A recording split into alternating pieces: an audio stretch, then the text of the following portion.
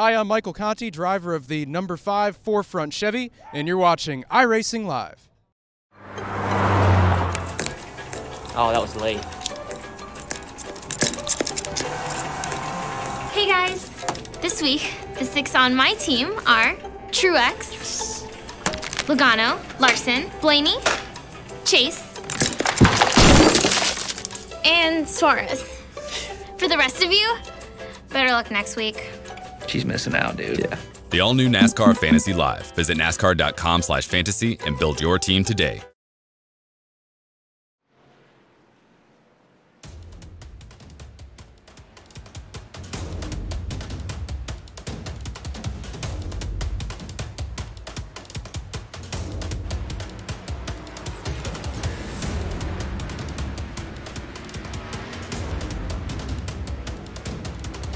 Live from the virtual Sonoma Raceway is where we bring you round number 9 of the NASCAR Peak Antifreeze iRacing Series. Cars are on track for the waning moments of the practice session as we get set to bring you flag-to-flag coverage right here on RaceSpot TV and iRacing Live. But before we get set to go racing this evening, let's recap how we got here and take a look back at Michigan from 2 weeks ago in this week's iRacing race recap from round number 8. We're happy that you're spending a Tuesday evening with us on RaceSpot TV and iRacing Live. Pace car going to give way to the number 6 of Ryan Luza. Back for round number 8, and he wants to get back to victory lane. American Ethanol, green flag in the air. We're racing once more in the NASCAR Peak Antifreeze iRacing Series. And as we get up to speeds approaching over 200 miles an hour in this one, it is all the 6 of Luza, first time in turn 1. Keegan Leahy behind them has ended up in 4th position. Jimmy Mullis has scored in 5th. It looks like Novak upper hand down low, but clear by a car length off of the corner. And the 24 slots right into his position. He's on at 36 of Sherburne. And trouble caution flag though, and it's problems behind a couple of cars around as they scatter on a back straightaway. One question is, do you come down and pit? The 6 of Luza wants nothing to do with it, but Novak, Leahy, Sherburne, nearly everybody else top 10 wants to come down pit road for fresh tires and fuel. 75 laps going to be complete, still 50 laps to go on the scoring pylon from Michigan International Speedway. Luza going to wait a little bit longer, holds for 2 seconds, now 3 seconds, and he goes. He survives the tire spin, 3 wide behind him though, as Sherburne couldn't get going. As Taylor Hurst is going backwards on the outside line. Boost is going to be boxed in. We'll see what he does. Does he take it 3 wide? Yes, he does. Are we going to go 4 wide down the back straightaway? Oh man, Vincent thought about it. They're going to go back to 3, and Matt Boost is going to try to squeeze his way from the middle up 2 spots. To find his way through, and there goes the 6 of Luza on the outside, caught standing still on those old tires. 3 wide up the middle is Busa. Here comes the 10 of Vincent, pushing his way through. And this is really that 6 caught out of guard here. So Luza maintains 20th for the time being. It has been an atrocity for the 6 car after being so good for so long. And again, the most difficult part about this is look at Overland down into the part of the racetrack way down low where there's no rubber. The worst part about for the 6 machine here is you just can't do anything about it. Mullis tries to clear the 24 off 4. He will slides up in front. The 24 will go back to the inside, try to cross him. Oh, he's going to turn the door. He's going to go around. Mullis is off and into the grass, and he is going to hang on, so no caution, and we stay green. Jimmy Mullis is going to find himself now way back out of the top 25. As we are going to get a caution here just a couple of laps later, but the 24 Keegan Leahy will still hold on to the race lead. That's the caution flag that Ryan Luza really wanted, Taylor Hurst really wanted. They're going to have the opportunity to come in and get tires. I would assume everybody else would by what we just saw from the 6 and the 74, but Ryan Luza last time by scored a 19th. Pace car back down and in. Again, inside of the fuel window, just trying to run this one out to the checkered flag and see if anybody else can get up into the conversation. Another great start for Leahy. Alfala immediately shuts it on to 34, trying to prevent Busa from doing what he did on the last restart, and it's a good way for him to defend P2. Look at Luza, he's all the way down to the inside, going to make this 3 wide with Marcus Richardson and Casey Kerwin through 1 or 2, so he's going to look keen to pick up a couple spots early. I think he might be inside the top 10 now, maybe even more. So the 6 machine of Luzik maybe got a good jump here on this restart, moves down to the inside, and in towards 3 and 4. They're 3 wide behind him as well. The 55 is Schoenberger's there. The 83 is Walensky in that fight as well. And I think the 6, they're going to fan out nearly 5 wide, in fact, here toward the tail end of the top 10. I think the 6 and Ryan Michaeluza will be somewhere around P8 at the end of this first lap. So what a restart from him. Up 5 in 2 miles. Ryan Luza mounts a charge to the back bumper of the 2. Might have got him a little bit free in the middle of the corner. Novak is there, as is Keegan Leahy. The 6 car not afraid to use that bumper right tucked up tight. Goes to the inside, flashes the nose. Ryan Luza wants this lead from Alfala. Alfala looking to hold him off. Tries to throw a block, and there's going to be contact. Alfala gets loosened up by Ryan Luza, who with the assist to the front bumper, and he hits him again now. Ray Alfala into the outside wall, coming to 7 laps to go, and Ray Alfala ushered out of the battle for the race lead. He's there, but I think it's going to come from a big run as opposed to just simply stepping out and using a little bit of the ability to, take that air off of the left or quarter panel per se, take it up alongside him. He's going to have to drive it into the corner, tried it there. Luza used the mirror to come down and shut the door, this time by 3 laps to go from Michigan. And if the top 2 get into it, do not forget about Keegan Leahy, that 3rd car in line. What is Zach Novak going to do? Is he going to think about the points and think about maybe trying to get himself into that top 8 late in the run, or does he want a win as they head through corners number 1 and 2? He's going to run a little bit high here. Is going to be that car of Zach Novak. Gets a good run off corner number 2 again. A little bit loose, but he's just not close enough. That entry into 3 really compromised his run down the front straightaway. He's going to have to think about this move, I think, late, and it might be a last lap pass. He would have seen the way that the 6 car treated that 2 of Ray Alfala, who is now falling outside of the top 5, fighting with the likes of Michael Gett. Caution ends it. It'll be at a slow to pace, but it'll be just as sweet for Ryan Michaeluza. Checkered flag and the win tonight from Michigan International Speedway.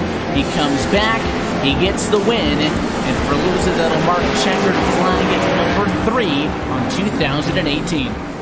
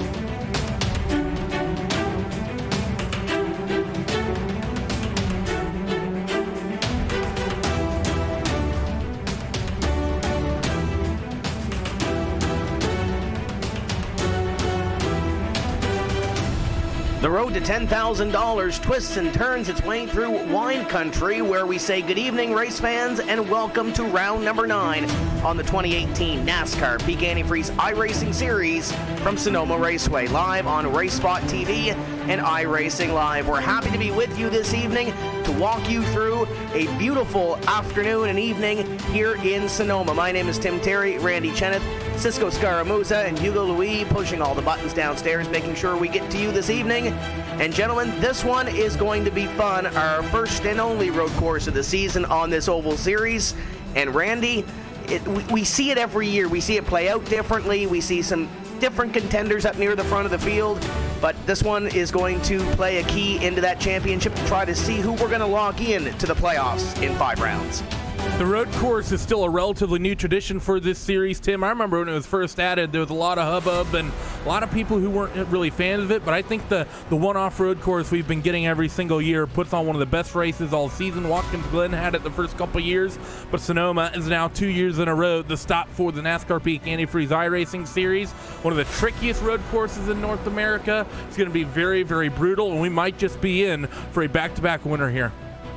This is our 5th time we visited a road course in this series and 2nd back-to-back at Sonoma. Cisco, who do we see in this field that might walk away with us early?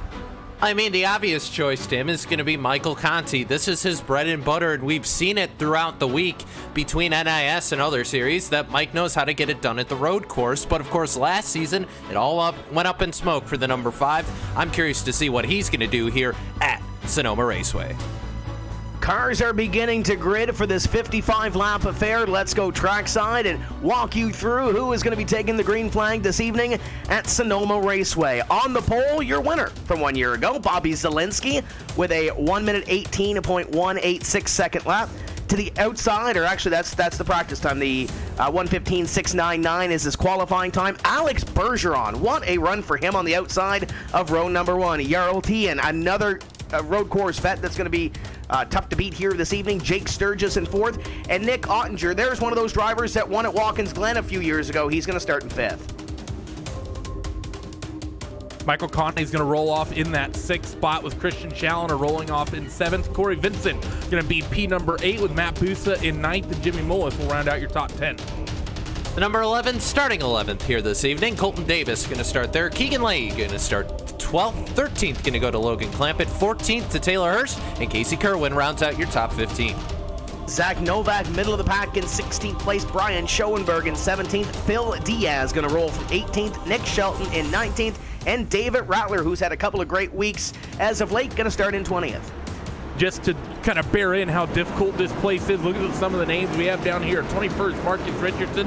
22nd, Ray Alfala. Michael Guest is going to roll off 23rd. Nolan Scott in 24th, and Casey Tucker will round out the top 25. Then Joe Letterello, Andrew Fayash, Chris Sherburne, Blake Reynolds, and Ryan Lowe going to be your through 30. And then Brad Davies, Brandon Pipgrass, Chris Overland, and Adam Gilliland going to round out your 34-car field here, Tim. There's some veterans in the series that roll off in those final 4 positions. We'll see where they go throughout the night. And gentlemen, keep in mind as we work our way through here, there's no cautions, local cautions, of course, throughout this field. So it's a matter of getting up on the wheel and being on the wheel for 55 consecutive laps. Do not miss your marks. Do not have an off. Pit strategy going to come into play. There's lots of things to follow here this evening, Randy. Definitely is. Tire strategy is going to be the big thing. Fuel's not going to be an issue for these guys. They can go north of about 34, 35 laps on a tank of gas. It's all going to depend on tire strategy. When do you come down pit road? Relatively hot today. 115 degrees Fahrenheit is the track temperature as the field gets ready to double up right now through the S's. So you might see someone go for a 2-stopper. 1-stopper will likely be preferred. Probably going to see people pitting somewhere around 26, 27, maybe a little bit earlier. You don't want to go too much, too close to halfway before you come down pit road. Want to get the new tires early here to get yourself out there and running quick laps as fast as possible. You saw a couple of the onboard looks. We'll have an onboard look with Logan Clampett as well as Joe Letteriello as we go through the field here this evening. Pace car is in. Bobby Zielinski and Alex Bergeron going to lead this field to green at Sonoma, round number 9 on the NASCAR Peak Antifreeze iRacing Series. We are underway, and Zielinski to a great start. Bergeron tucks in behind as he'll head across the start-finish line and up the hill into 1. 1 and 2 we go now, and it's a great run for Zielinski. Everybody able to get single file. Your first battle back there, that 05 machine. Ottinger going side by side at it right now. They're fighting for that spot to the inside. Driver's left this time. Corey Vincent going to try and make it work. Now they go outside as they head towards 4A. Nick Ottinger battling with Corey Vincent. Ottinger, a former winner on a road course in this NASCAR Peak Antifreeze iRacing Series, but it's been a while. It's back in 2015, and it was at Watkins Glen. But Ottinger in the Richmond Raceway car doing great so far, and now Corey Vincent once again is under fire behind from the 78 of Chalner. Chalner has had a great season, and I think he was one of those drivers, Randy, that everybody pointed towards as one to watch here this evening at Sonoma. Definitely was. We just saw a little bit of a hip check as well from the 34 and the 24. I believe it was Matt Booth and Keegan Leahy getting into one another. It was Booth who ended up being the beneficiary there, and Keegan all sorts of blues as he goes streaming down the S's and off towards the hairpin for the first time, really sliding through that right-hand king that is really fast, and I think, in my opinion, one of the more difficult corners on the circuit. It's sort of a sleeper corner. The speed you carry through there, that 24 car from that little tap might have a bit of damage because he is all over the place as they're 2x2 through the hairpin. They work on to complete lap number 1 of 55 on this race, and as you look back through the speed shot, there's a lot of single file competition. I see Brian Schoenberg has his hands full with Phil Diaz, but that's really the first side-by-side battle on the racetrack. Drivers really trying to pick positions here and try to get into a rhythm early in this one. There's Phil Diaz making a move on the 12 of Nick Shelton. He'll clear him, and not too far back there, just entering the top 20, there's Ray Alfala. And I think Ray used a little bit of a slam on Nolan Scott because Nolan kind of got a little bit out of line, was able to hold on to it, though. Everybody single file through most of the field. Not really surprising for me, Tim, to see Bobby Zelensky at the head of this field. Of course, he's been spending a lot of time, not just in these cars, but also in the trucks, working with Christian Chalonier, driving these things on road courses and other series here on RaceSpot TV. So we know these guys have plenty of road course experience, not just from this series. And Zelensky, the most recent winner on a road course in this series, taking the field to school here 1 year ago. And right now, so far, so good up in front. Bergeron having a great run in position number 2. And you look on back there as Michael Conti begins to make his way through the field. You see him in the picture now, working in the top 5. And he was a driver last year, Randy, that had a little bit of a tough time and was out of the race due to a mechanical issue early in the race as he was going up near the front of the field. He's trying to put that behind him, hit all his marks this year, and put that thing into victory lane.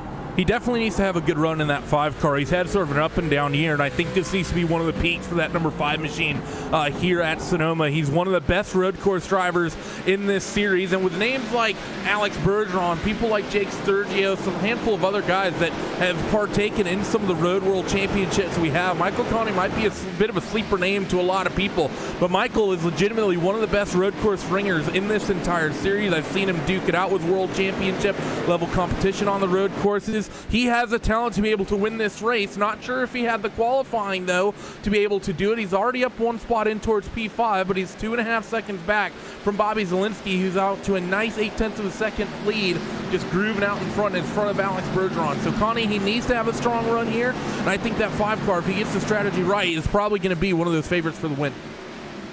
He's going to come down here to the hairpin, gets a great run on Jake Sturgis, works to the outside on this corner on the 41. If he can hang here, he might be able to get a position, but the forefront number 5, not going to be able to clear him off corner number 11, and they'll come down across the stripe here and complete lap number 3 in this one. So we'll see what we can do throughout the night on Michael Conti and see where he can go. But as you mentioned, the 41 of Jake Sturgis, there's another driver with road racing prowess as well, up in the top 5 early and working his way through. And we should mention as well, we saw Ryan Luza go to victory lane a couple weeks ago. Ryan Luza not in wine country here this evening. He has not made the virtual trek to Sonoma, so there's another hit in the point standings for Ryan Luza. He came into this evening in 5th. And we were looking at the numbers before tonight, Tim, and one thing that struck us was the fact that despite the fact Luza going to miss another race here, that doesn't mean that he's going to be out of the point standings. In fact, really not going to be able to fall outside the top 10 based on how many points he already had coming into tonight. So Luza sitting pretty here with as well as he did in the first 6 races of the season.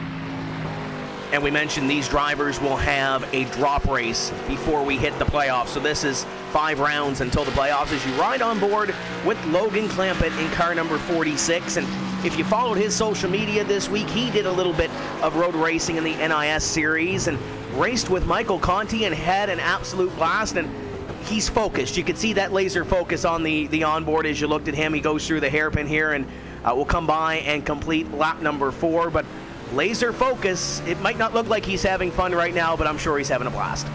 Definitely is, and he's really, you know, the fact that he's had a good run with someone with some pace of that 5 car earlier on in some NIS or, doing some more fun racing on the sim. Logan likely has put in a lot of work here, and he needs to have another good run here because I think he's sort of the downer story of the series thus far. He's had a lot of good runs thus far this season, bit up near the front, but he's either found the wrong side of luck or made some questionable strategy calls that put him on the wrong side of luck and gotten him well down the point standings because of it. He could have easily, I think, been in the top 5 of points thus far in this season. Some think that other gone the other way.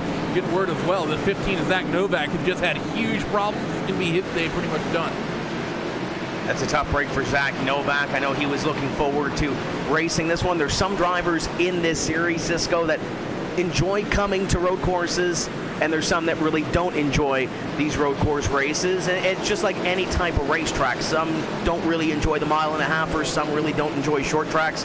It's just what your cup of tea is as you ride on board with Joe Letteriello, as you see him work the wheel around this beautiful Sonoma Raceway. And looks like right now he's in position number 25. He's got some work to do, but still a lot of laps to go in this one. They'll come by this time, the leaders, and complete lap number 5. Hey, you mentioned some of the guys who don't like these road courses. You look towards the tail end of your field right now. Is Letteriello actually going to fall off course a little bit? Yep, he's going to go right through the hairpin. That's not the way you do it, but going to lose several spots there is the SimCube entry. But we talk about drivers who don't like this track very much. Chris Overland, 30th. Adam Gilliland, 28th. Joe Letteriello's fallen back to 27th. And Andrew Fash, the 3rd, 26th. Just a handful of guys not having good days so far. And we haven't really seen a whole lot of change from qualifying, at least near the front of the field. Everybody that started in the top 10 is still in the top 10, give or take 1 or 2 positions. And I saw a couple laps ago that they were catching Yarrow Tyan for position number 3. You got Jake Sturgis, Michael Conti. Looked like they were going to put on a show for position number 3. Then Yarrow got up on the wheel and pulled away from what is a battle for position number 4. Michael Conti seems like he gets close to Jake Sturgis, but just can't really seem to pull the pass off. So we'll keep an eye on that as we go through. Bobby Zielinski is still out in front by about 0.8 of a second. It fluctuates every single lap or so, from around 3/4 of a second to about a second behind is Alex Bergeron. Talking about that 4th place battle, Tim, that's what you're pretty much going to get here at Sonoma. It's not an easy track to pass at whatsoever. It's super fun to drive, but it often doesn't generate the sort of awesome side-by-side racing you might get at a place like Watkins Glen or even the Daytona Road Course, someone who's maybe used to doing some endurance-style racing. You don't really have a long enough straightaway to do much slipstreaming, so you kind of have to get just whatever kind of run you can get, and you kind of have to send it. We've seen the iRacing Rallycross World Championship and the dirt stuff, the sort of aggression that you need to make passes there. I think here on the road course, you're going to basically need to be equally aggressive. You're just going to have to get a slight advantage. Then, as Daniel Ricciardo would say, you're going to have to just lick the stamp and send it in order to pick up spots today. But that 5 machine of Michael Conti is going to do just that at the tail end of the top end of the S's, and he's going to just about get there. But no, the 41 machine to be able to hold on. That's been the story of about the first 6.5 laps for Michael Conti. He would make that run on Sturgis, but really cannot complete the pass. We saw a really good attempt there to try to get past that number 41. And as they battle, Yarrow has extended his advantage on this little battle for position number 4 by about a second or so. As you can see, the 3 car going in right there, and there's that battle once again heating up. Conti's been trying the outside line going into the hairpin, but just can't seem to get it to stick. Looks to the inside, nothing doing there as they'll come by and complete lap number 7. And what's interesting, back to Randy's point, Tim, is the fact we talked to Noah Gregson this week on the radio show and asked him what he thought about road courses, this versus Watkins Glen and some of the other road courses he's going to be running, like Mosport, and he brought up the point that he likes Sonoma a little bit more because you have to race it like a road course. Watkins Glen is very Speedway-esque. There isn't as much undulation change apart from the S's. This track, you have to drive it like a road course. You set up your corner, you hit the apex. Not necessarily the case at Watkins Glen, where you have a lot of sweeping bank turns that almost remind me a little bit of oval turns. So just a little bit of perspective there. This road course, we mentioned it's one of the toughest in the U.S. Maybe not quite the toughest, but one of them, and obviously challenging for these guys in these cars with, oh, by the way, yeah, ABS isn't a thing, guys. And some of these drivers are being put to the test right now. Nice little pack back here being led by Brian Schoenberg. There's Colton Davis, Phil Diaz, Nick Shelton, the winner in this series earlier on this season. And you mentioned that, and he's running 18th place right now. You look down for Ray Alfala, he's just behind this pack, running in 22nd place. So some of these drivers being put to the test. There's Ray Alfala. He'll have to get up on the wheel and try to move up and try to catch this little pack in front of him that involves top 20 positions. But we mentioned drop races throughout the season. You get one heading into the playoffs, and for some of these drivers, I'm sure they have this race circled on the calendar that it could potentially be one of their drop races, as there goes Davis taking a peek to the inside of the double nickel. Brian Schoenberg trying to hold him off for a spot. He did a good job defending there. The hairpin, it really is kind of the best passing opportunity you have on circuit, as they're going to go back up the hill in corner number 1 under that Toyota bridge. 55 Brian Schoenberg, a little bit of a wiggle. The 11 car might be able to get a run here, and he's going to lift out of it. That's one of those opportunities when you're on a road course like this, especially NASCAR style racing, where you really do kind of you have to be kind of willing, Tim, to sort of put a fender on someone, and I don't think anyone would have wronged the 11 car. The 55 kind of checking up like that in towards turn 2 at the top of the hill, putting a little bit of a fender and getting a bit of a bump and run to that 55. And let's see what Colton Davis is going to do here. He has a very aggressive number 9 of Phil Diaz, another very experienced road course ringer, although he's running deep in the field in 17th, running for that NX group. He's done road racing at the top level as well. So for Phil Diaz, I think he's going to be another one who could have a season best finish here today. I don't think he'll be in it for the win, but I think Phil will likely have one of the better strategies thus far here today, and given his experience. The 55 is still all over the place. And Nolan Scott working over David Rattler for a spot. Rattler kind of gave him a little hip check through the corner, and now Marcus Richardson all over the back bumper of the 16 of Nolan Scott as we work down into the hairpin and see if anybody in this pack can make a spot. There's Colton Davis. He makes his way by Phil Diaz. He popped the cork in the bottle, and it looks like Brian Schoenberg's going to lose at least one and maybe two. Phil Diaz was hung up on the outside on that corner and nearly got a piece of the wall as he battles with Schoenberg. And keep in mind, we mentioned the bumper being used. If it's any other of the 17 rounds on this series, you would think, okay, it's early in the race. Do I really have to force the issue right now? And we might say, yeah, maybe not. But right here, there's no cautions to really catch up and for you to take a breath and jump up the pack a little bit and bunch the pack up. So you really have to be, if you're back here right now, this Phil Diaz battle's about 23 seconds or so behind your leader, Bobby Zielinski. So any positions that you can make up, if you can't use the bumper, you may as well do it.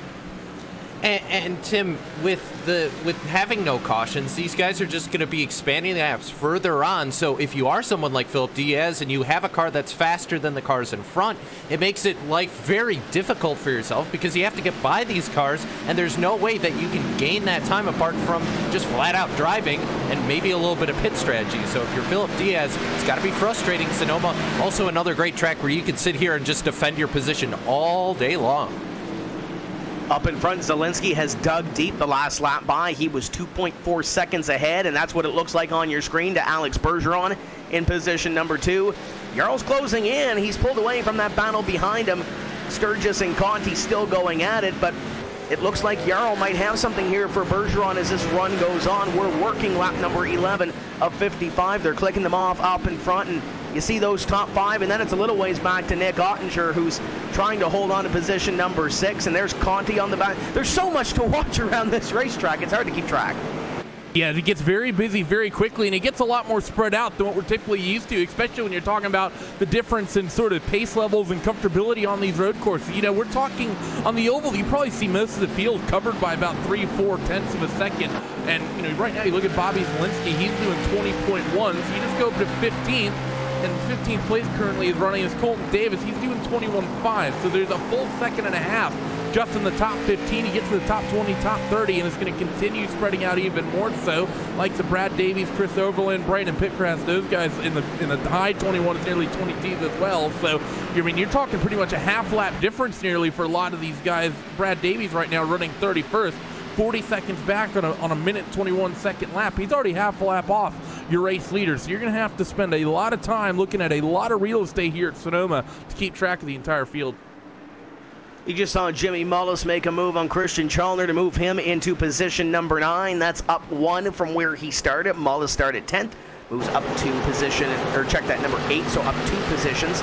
Chalner will play chase. There's Matt Busa and Keegan Leahy, a part of that battle. Taylor Hirsch not too far off the mix as well, as is Logan Clampett. So drivers trying to log some laps here and pick up some positions. It looks like, at least in this pack for the time being, Jimmy Mullis might have a little bit of speed as he tries to chase down Corey Vincent and Nick Ottinger in front of him.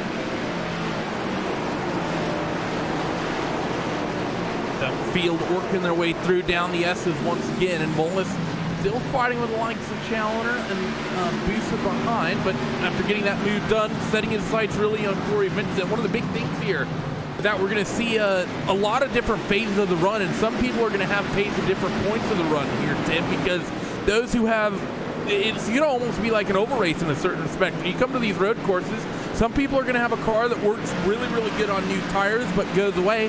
Other people, they may not have that edge. The car will still be faster on new tires, but they might have an advantage in a longer stint of the run. And I think for some of the people that we're seeing picking up some spots, that's why we're seeing some of these guys really pick up the pace and really start opening it up. I think it's why Bobby Zielinski's been able to open up the sort of gap he has. I think it's why the 10 of Corey Vincent is now all over the back of Nick Ottinger as they head up through the uphill section and off towards the NASCAR Cup shortcut.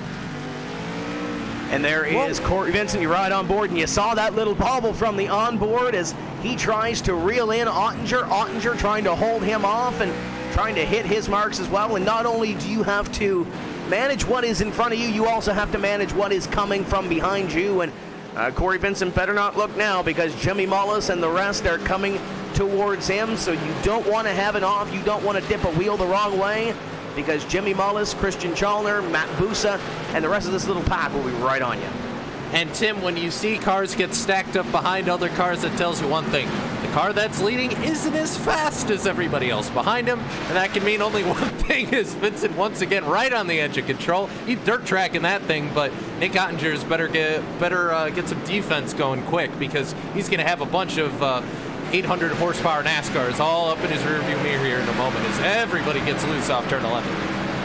And 2 laps ago, we saw Jimmy Mullis make that move on Chalner and pull away and reel in Corey Vincent, and you saw it through the hairpin there that Chalner was right on the back bumper of the 27 trying to make a move on that car, but Jimmy Mullis really couldn't go anywhere because Corey Vincent was right in front of him. So there's a lot of racing that is to be done here, and right now the top 10 is the hot spot per se in this little battle, and we're working through this race very quickly. We want to let you know that this portion of tonight's broadcast is brought to you by Peak Antifreeze and Coolant, the official antifreeze of NASCAR and the proud sponsor of the NASCAR Peak Antifreeze iRacing Series. This evening is Chalner working around this racetrack and trying to get back up to Jimmy Mullis. I'm interested to see what they can do down here into the hairpin and see if anybody decides to make a move here on lap number 14.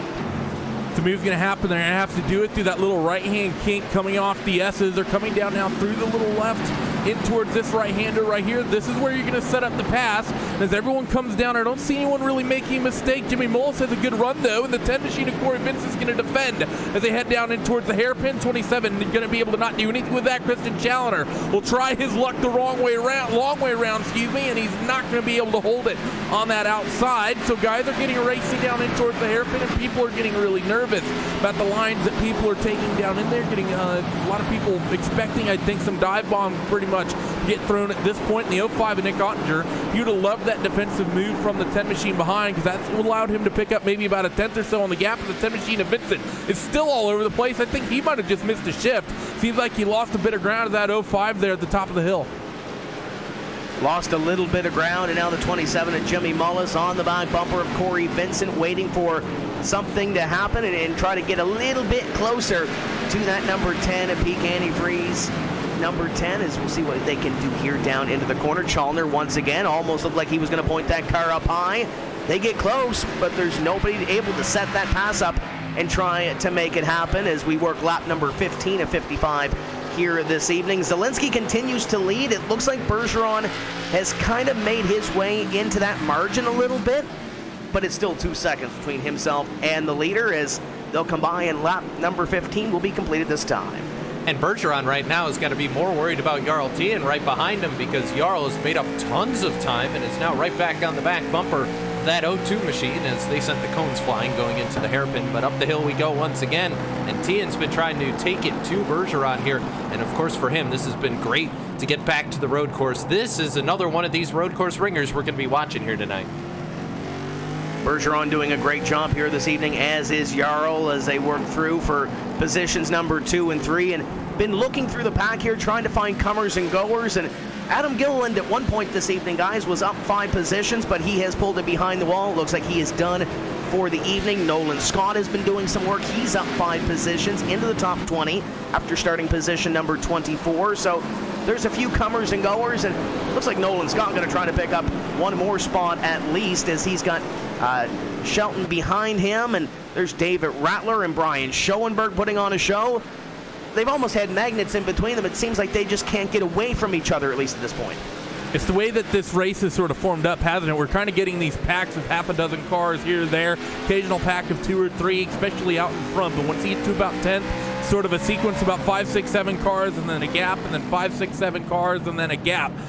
So for all these guys, they're trying to work the way forward. I will say that it's interesting to me that we're nearly halfway through this first run, and we don't have a lot of people that have picked up a lot of spots. Like you said, it really is just sort of Nolan Scott, who's up 5. He's pretty much up the most. David Rattler's picked up a couple spots. Outside of that, most everyone is pretty much up 1 spot, if not 2. Everyone's pretty much running where they started this thing, which tells me that people are being really conservative on this first run, and probably also tells me that everyone pretty much got their qualifying right and started roughly where they should be. No, big worry for a lot of these guys in qualifying is not dropping a tire off, getting a 1X in the qualifying, having to start in the back. Everyone pretty much got it right. The 09 of Rattler is all over Schoenberg through the hairpin, putting that right side right up against that tire barrier. Yeah, this is one of the most intriguing battles on this racetrack right now. David Rattler was up on Schoenberg coming across the stripe, and now Schoenberg pulls away a little bit going up the hill. It allows Nolan Scott to get back to David Rattler to try to make something happen on the 09 as they snake around this racetrack. Shelton there as well. Marcus Richardson a part of this battle, and Phil Diaz was a part of this battle, and I say was because he's pulled away by a couple of seconds, and you see him right there trying to pull away from this battle, and maybe a good thing for him as they're getting racing back right behind him. Yeah, they are, and something to note, Chris Overland has come down pit road to get service to the number 47. I think he jumped the gun a little bit early because he had been falling like a rock, so I think a new fresh set of tires for that 47, but we're getting close to pit stop soon. Last year we saw them start coming in at about lap 21, so I'm curious to see if these guys going to 2-stop it that way and do 21 and then 42, or something maybe a little bit more drastic. We'll just have to see. Hey, Randy, I want your take on this. We mentioned before we came on air, and Cisco just mentioned it there, lap number 21 was around that time frame. Do you see it as a 2-stop race? Do you see anybody going 3? Do you see anybody cutting it up in the middle? What do you see on the pit strategy? I don't see anyone going 3. I don't see any reason to go 3. It's either going to be a 1-stopper or a 2-stopper, and I think if you're 2-stopping, you pretty much have to come down pit road right now. So Overland is definitely in there for the 2-stopper. You can have the fuel to get there on 1. The fuel's not going to be a concern. It's just all on tire life and all on tire strategy. Because the thing you want to do in these cars is you generally want to come down earlier rather than later. So if this was, just say a flat out 50-lap race, if you want to do a 1-stop, it's probably better to come down somewhere around lap 22, 23 than it is 26, 27, because the difference between old tires and new tires are probably going to be close to about a second and a half. Look at Bobby Zielinski right now in this race. His best lap is 1:18.5. He's currently doing high 20s, low 21, so we're seeing nearly 3 seconds of drop off in the tire life. You want to come down pit road slightly early and then have a couple extra laps where you're 3 seconds quicker, rather than try to pit a little bit late and think, oh, I'll have 1 to 2 lap newer tires. Yeah, you might have a slight advantage, but you're going to be talking a half a tenth at most, when everyone else who came down a little bit early is going to be going 6 seconds pretty much faster than you are after a couple of laps on the new rubbers. So I think the pit window for most people, if you're going to 1-stop, you're going to come down probably lap 24, 23, maybe even 21 like we saw last season. If you're 2-stopping, you think you pretty much had to come down pit road already. And we haven't seen a whole lot of drivers peel off. We mentioned Chris Overland has been down for service on his race car, but for the most part, at least your front runners, we really haven't seen anybody peel off onto pit road. It looks like Alex and Jarl are about to go at it for position number 2, as you see them on your screen right now. And Jarl's been closing that gap. Alex Bergeron actually has been closing the gap on the leader, Bobby Zielinski. Last time by, it was 1.8 seconds. About a half dozen or so laps ago, it was around 2.5 seconds. So Zielinski is losing a little bit of the margin. As you can see there, the orange car way up in front is your leader, Bobby Zielinski. And then you see Alex Bergeron in position number 2 as they come in to the hairpin. Jarl's going to make up some time, get right up to the back bumper of the O2, but can't seem to make a move there. So the top 3 status quo as they come across the stripe to complete lap number 19. And to Randy's point, talking about tires, Tim, you can one-stop this and have the advantage over the guys with two stops. You just are going to be a roadblock probably at the end of the race, and the other drivers aren't going to like you very much. So, I mean, one stop can work, and you can even stretch it if you really want to. The question is, how much do you want to hold up everybody behind you, and how much can you hold off someone who's trying to beat your back bumper off trying to get by you? Wouldn't it be, though, like we talk about the oval strategy, where if you're running at the back of the pack and you're not really a factor up in front, to try to be a factor, you would throw a Hail Mary and try to do a different strategy than everybody else. Keep in mind on the ovals, we might have a caution that helps you in that, but you don't have a caution here to help you. So if you're back there, let's say, around the Casey Tucker, maybe the Ray Alfala, just outside the top 20, do you try a different strategy to try to get yourself a little bit closer and maybe get you a top 10 by the end of it? You probably do. I think you'd likely come down and pit. You'd probably just flat out do the short stop because there's really no advantage in going super long. And some of these guys that we've already seen come down pit road, I think that's exactly what they're doing. Is race leaders are going to cycle right past the pit entry once again. Doesn't look like anyone's going to be keen and this is going to come down pit road. Do have a fight between the 10 and the 27 though. They were nearly side by side. And actually those two are going to opt to come down pit road. So the 10 machine of Corey Vincent, who's going to drift it through that pit entry. That is one of the fastest pit entries I've ever seen at Sonoma. Someone needs to cue the music from the Tokyo Drift soundtrack because Corey held that beautifully through there. That was well done by the 10. That was amazing. That was amazing. Jimmy Mullis had a nice little view of that one and really didn't miss a beat on that either. He looked pretty solid coming onto pit road behind that number 10 of Corey Vincent, but they both get on pit road at this lap, and we're working lap number 21 on the racetrack now, which is the lap that Bobby Zielinski came down onto pit road 1 year ago, I do believe, to come down and get his service done to his race car. So we'll see what the Virtual Racing School number 83 does this time by and whether he peels off onto pit road to get service on that race car. 21 laps being worked. Zielinski, Bergeron still lead this thing as they work around Sonoma. Well, I don't think it matters if Bobby Zielinski wins the race because I think Corey Vincent just won the chat, at least based on what I'm looking at on YouTube right now. But Zielinski once again going to go past pit road, so he's going to stay out another lap. But I just can't get over that. I've never seen that before. But I guess he went for the whole Dorif Dorito or something along those lines. I don't know. Yeah, something like that, and was still able to keep it underneath him, at least for the most part, and not lose any time on the racetrack from where he would have been. So far, so good. We'll see if anybody else can try anything neat coming on to pit road, but so far, Corey Vincent has the nod there. You see the 1 of Marcus Richardson laying the pressure on the 12 of Nick Shelton as they work for what would be position at number 19 right now, as they'll come by this time and go by pit road possibly, or do they decide to come down pit road? And here they go by pit road, and the Toyota owner's 400 number 1 gets right sucked up to the back bumper of Shelton. Can't do anything there, as it looks like behind him there might have been a little bit of a change for position as well. And is that the 27 of Jimmy Mullis? Yes, it is Jimmy Mullis coming back up through the field. And this is going to give you an idea of what the pace difference is on new tires. You're talking these two. Yeah, they were up near the front of the field, but look at the way they've closed on the 1 of Marcus Richardson. And this is the sort of risk you have short pitting, is that, yeah, you can get out on new tires, but you're going to come out on new tires in traffic. You can't do anything with that new set of rubber. Watch the way the 10 machine is going to close on Jimmy Mullis because he's trapped behind that 1 car. Now Jimmy's going to make a move down the inside here, coming in towards corner 4A. The 27 car is should be able to just about get that move done. 10 machine's going to pick up a run as well, and they're going to, while they'll have pace here, it's going to be difficult trying to wind their way through the field. I will say, I would expect the 02 car of Alex Bergeron, potentially even Jarl T and one of those guys. You know what, maybe even the likes of Jake Sturgios, Michael Conti as well. Think about the fact that we're seeing nearly a 3-second drop off on the tires for these guys. You only have to do 2 laps on a short stint compared to that 83 of Bobby Zielinski to be able to jump up to the race lead if you're that 5 machine of Michael Conti. So I think if you're Bergeron, Tien, or Sturgios, maybe even Conti as well, if you're thinking of trying to pull off a win, I think you have to pit here before that number 83 car pulls the trigger. Nolan Scott just about drifted into Brian Schoenberg going into the hairpin there. There was some contact, and it nearly looked like Stuart Hamlin all over again there. Do you think he was taking notes on that little pit slide from Corey Vincent? Yes.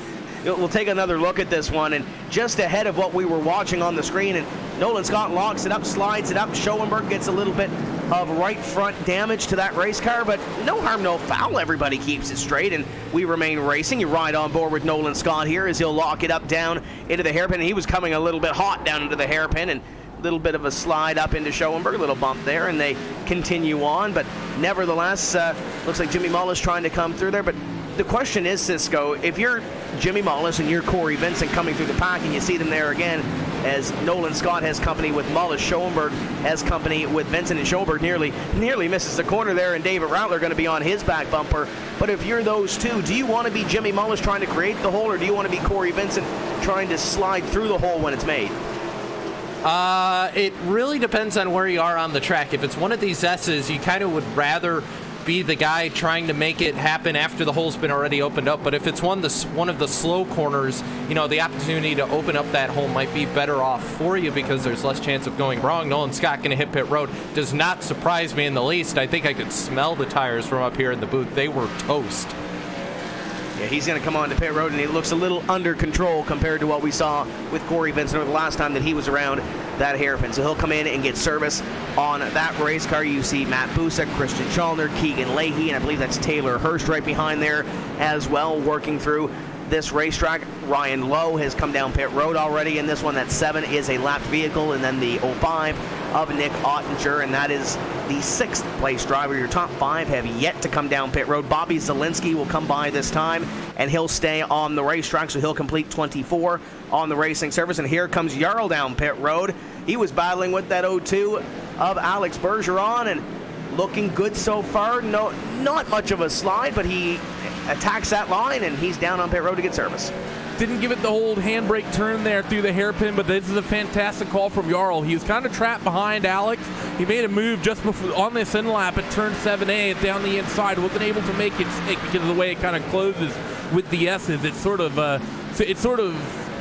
gives the way that corner breaks at the top of the S's. It gives you the idea that maybe it's a good passing corner, but the way you then have to turn back to the left, it's not great at all. 24 Keegan Lee comes down pit road. Who that stops on pit lane next to Keegan? Taylor Hurst. Rookie mistake from the 74. He misses his pit box and has to do some reversing on pit road. So disaster for the 74 car. I highly doubt that was part of the strategy today, but I would expect now that 3 machine should be able to come off of pit road, and when Bobby Zielinski pits, he's going to be very, very close to potentially losing that race lead if Jarl can maintain and get himself a really quick outlap here. We'll see what he can do as they come off of pit road. The 83 is Zielinski, still on the race course right now. They'll complete 25 this time by, so 30 laps to go. And here comes Zielinski down onto pit road, so he will surrender the lead at the end of lap number 25. Alex Bergeron stays on the racetrack. That'll put the 02 up in front of the field. And I was about to say, before that pit stop, Bobby Zielinski was building a little more of a lead. It was down to under 2 seconds, and it was over 3 seconds before Alex Bergeron takes the lead right here to complete lap number 25. The Bergeron going to get his first lap lead of the day. Sturgis going to also stay out, with Zielinski still down on pit road. Conti has also come in. Ottinger going to stay out, so he'll jump up to that 4th position. And the tire train behind him of cars, well, a lot of them came down pit road as well. You can see Christian Challoner also down pit road. We'll see how this shakes up the field, but the 02 of Alex Bergeron scored as your leader, leading his first laps of the evening here at Sonoma Raceway in round number 9. And this portion of our race is brought to you by Herculiner Bedliners. The tough come easy, and we're going to see who toughs it out on this round of pit stops and who ends up in front. Zielinski had a 3.3 second lead before this round of pit stops began. And you see Bobby Zielinski on the racetrack, and look at Jarl. Jarl has got the lead away from Bobby Zielinski, or at least on the racetrack. That number 3 just a touch quicker on pit road than the 83. And this is why I like this call on the 10 machine, or the 83 machine, excuse me. Oh, a bit of a send there from Bobby. We've seen him in the iRacing Rallycross World Championship, getting a little bit aggressive here now. You gave the 3 machine a bit of a tap there at the top of the hill, and now they're going to come down the S's. He needs to be aggressive here because this is where he's going to have the biggest advantages on this first lap and a half on the new tires. If he spends too much time behind the 3, the advantage of the new tires will eventually wear away, and he won't. Right now, he probably has about a 1/10 and a half. If he waits too long, that'll drop off to probably about half a 10. Towards the hairpin, they're going to try to send it. Bit of contact. Bobby Zielinski's alongside, and he's going to try to just about pick up that race lead once again. But I think Jarl might have a run there, back down on the outside and through this left-hander. They come to the stripe. What a colossal confrontation for the lead. The 83 of Bobby Zielinski barely got the wall. He goes back to the inside, which will be the outside up the hill. Jarl still has the lead. Zielinski back down to the inside over the berm and still won't get the lead away from the 3. Alex Bergeron has come off pit road, but man, this is an entertaining battle up in front of the field as the 3 continues to pace, and there's the gap back to Bergeron. You actually saw Conti in there as well, so Michael Conti slips in ahead of Alex Bergeron, and they continue to battle up in front. Jake Sturgis, Matt Busa scored as your leaders, but look at this battle. Yeah, Zielinski tried to go to the outside to hit the apex perfectly, didn't work, and Jarl T, and we talked about it earlier, Tim, even if you don't necessarily have better tires or a little bit slower of a car, you can put on defense and be able to hold that guy behind you.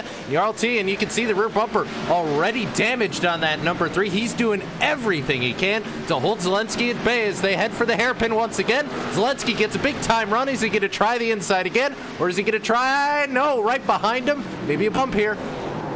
Oh, he sent it. There goes Jarl to the outside, little slide, and now we'll see if he can get on the attack. Zielinski is going to go out in front of that number 3, and we'll see if the 3 can dig deep here. We've seen Zielinski be really good on the longer run. Zielinski will go back to the top of the board here, and we'll see if that number 3 has anything left and see if he can dig a little deep here and get back to the virtual racing school number 83. Zielinski's been the class of the field so far this evening. With 1 pit stop in, we'll see if that does decide to change. Definitely rough racing there from that 83 car. It was good to see, but I think that little bit of a move down in the hairpin was a little bit much, and I have to say if I was that 83 car, I'd maybe worry about something coming from race control post-race, Tim, because that was, you know, the first couple moves that they had, that was just good rubbins, racing, tap here, tap there. 83 car, he kind of sent the 3 machine of Jarl there down in towards the hairpin, and it's going to be, I think, really tough to justify that one for the 83. We'll see how that shakes out up in front. This is an entertaining battle right here with that pit stop. It's allowed Jimmy Mullis to make up some ground. He's got by Bergeron, and now he's got a Chaos Crew teammate in front of him in the forefront, number 5 of Michael Conti, the Racing Virginia Camry, trying to close in, and looks like the 02 of Alex Bergeron going to get a run here down into 11, and so get on the heavy braking zone and look at the 02 car. To the inside he goes, and Bergeron going to pick up one more. Now Bergeron going to grab that spot away from the number 27 to Jimmy Mullis. Possible issues for Ray Alfala. Might have gotten into the pit road entrance wall. That car now 26th on track. Not sure what happened with him. Not sure what happened, but we'll take a look at that one and see what put Ray back a few spots. Looking through this field, Jake Sturgis led the field for a couple laps through that cycle of pit stops, and he just made a move on the 10 of Corey Vincent to put him back up into position number 6. So we'll see if he can get back up into the top 5 before this thing is all said and done. But Sturgis makes up that 1 spot just past the 10. Corey Vincent falls back 1, and Jake Sturgis moves up 1 position. The bad news is that he has to chase down the 5th place driver, which is Jimmy Mullis. You see Casey Tucker in there just in front of the 41. He is a lapped vehicle, so Jake Sturgis has some racing to do in order to get up to a top 5 spot. And this is why I don't like that strategy from those guys that stayed out late, Tim. You know, you think about the 41 machine of Jake Sturgis. He's in the top 5. He drops 2 spots to Jimmy Mullis and Corey Vincent. And now those guys, I mean, they're pretty deep into the run. So Jake should over time be able to pick up spot. Actually, he's already gotten around that 10 machine of Corey Vincent, but he's lost a lot of time compared to where he was to the race leader Bobby Zielinski, and even Alex Bergeron. He lost 3 seconds just in that single lap he stayed out, and he's lapping slower than Bobby Zielinski is, even though he's got 1 lap fresher tires. That 1 extra lap doesn't really matter if the tires are only newer for an extra lap. If anything, you want those tires to be 1 lap older so you get that 3-second buffer. You know, everyone I think pretty much that came down pit road late has lost time here. You know, think about Bobby Zielinski. Jarl Tan pit 1 lap before he did. He made up 3.5 seconds pretty much and managed to have what was pretty much the race lead. Imagine if Bobby Zielinski had just been a little bit more aggressive with his pit strategy and pit 1 lap earlier, he'd have been out nearly 4 seconds clear of the field. And that's about where he was prior to coming down onto pit road, or it was 3.3 seconds before he decided to head down onto pit road and get his service done on the 83. This is a 55-lap race. We're working lap number 30. We're past halfway. So as we cross the halfway point of tonight's race, let's take a look at our iRacing Midway Race Break, brought to you by the folks at iRacing, the leading online racing simulation. Developed from the beginning as a centralized racing and competition service, iRacing organizes, hosts, and officiates races on virtual tracks for all around the world.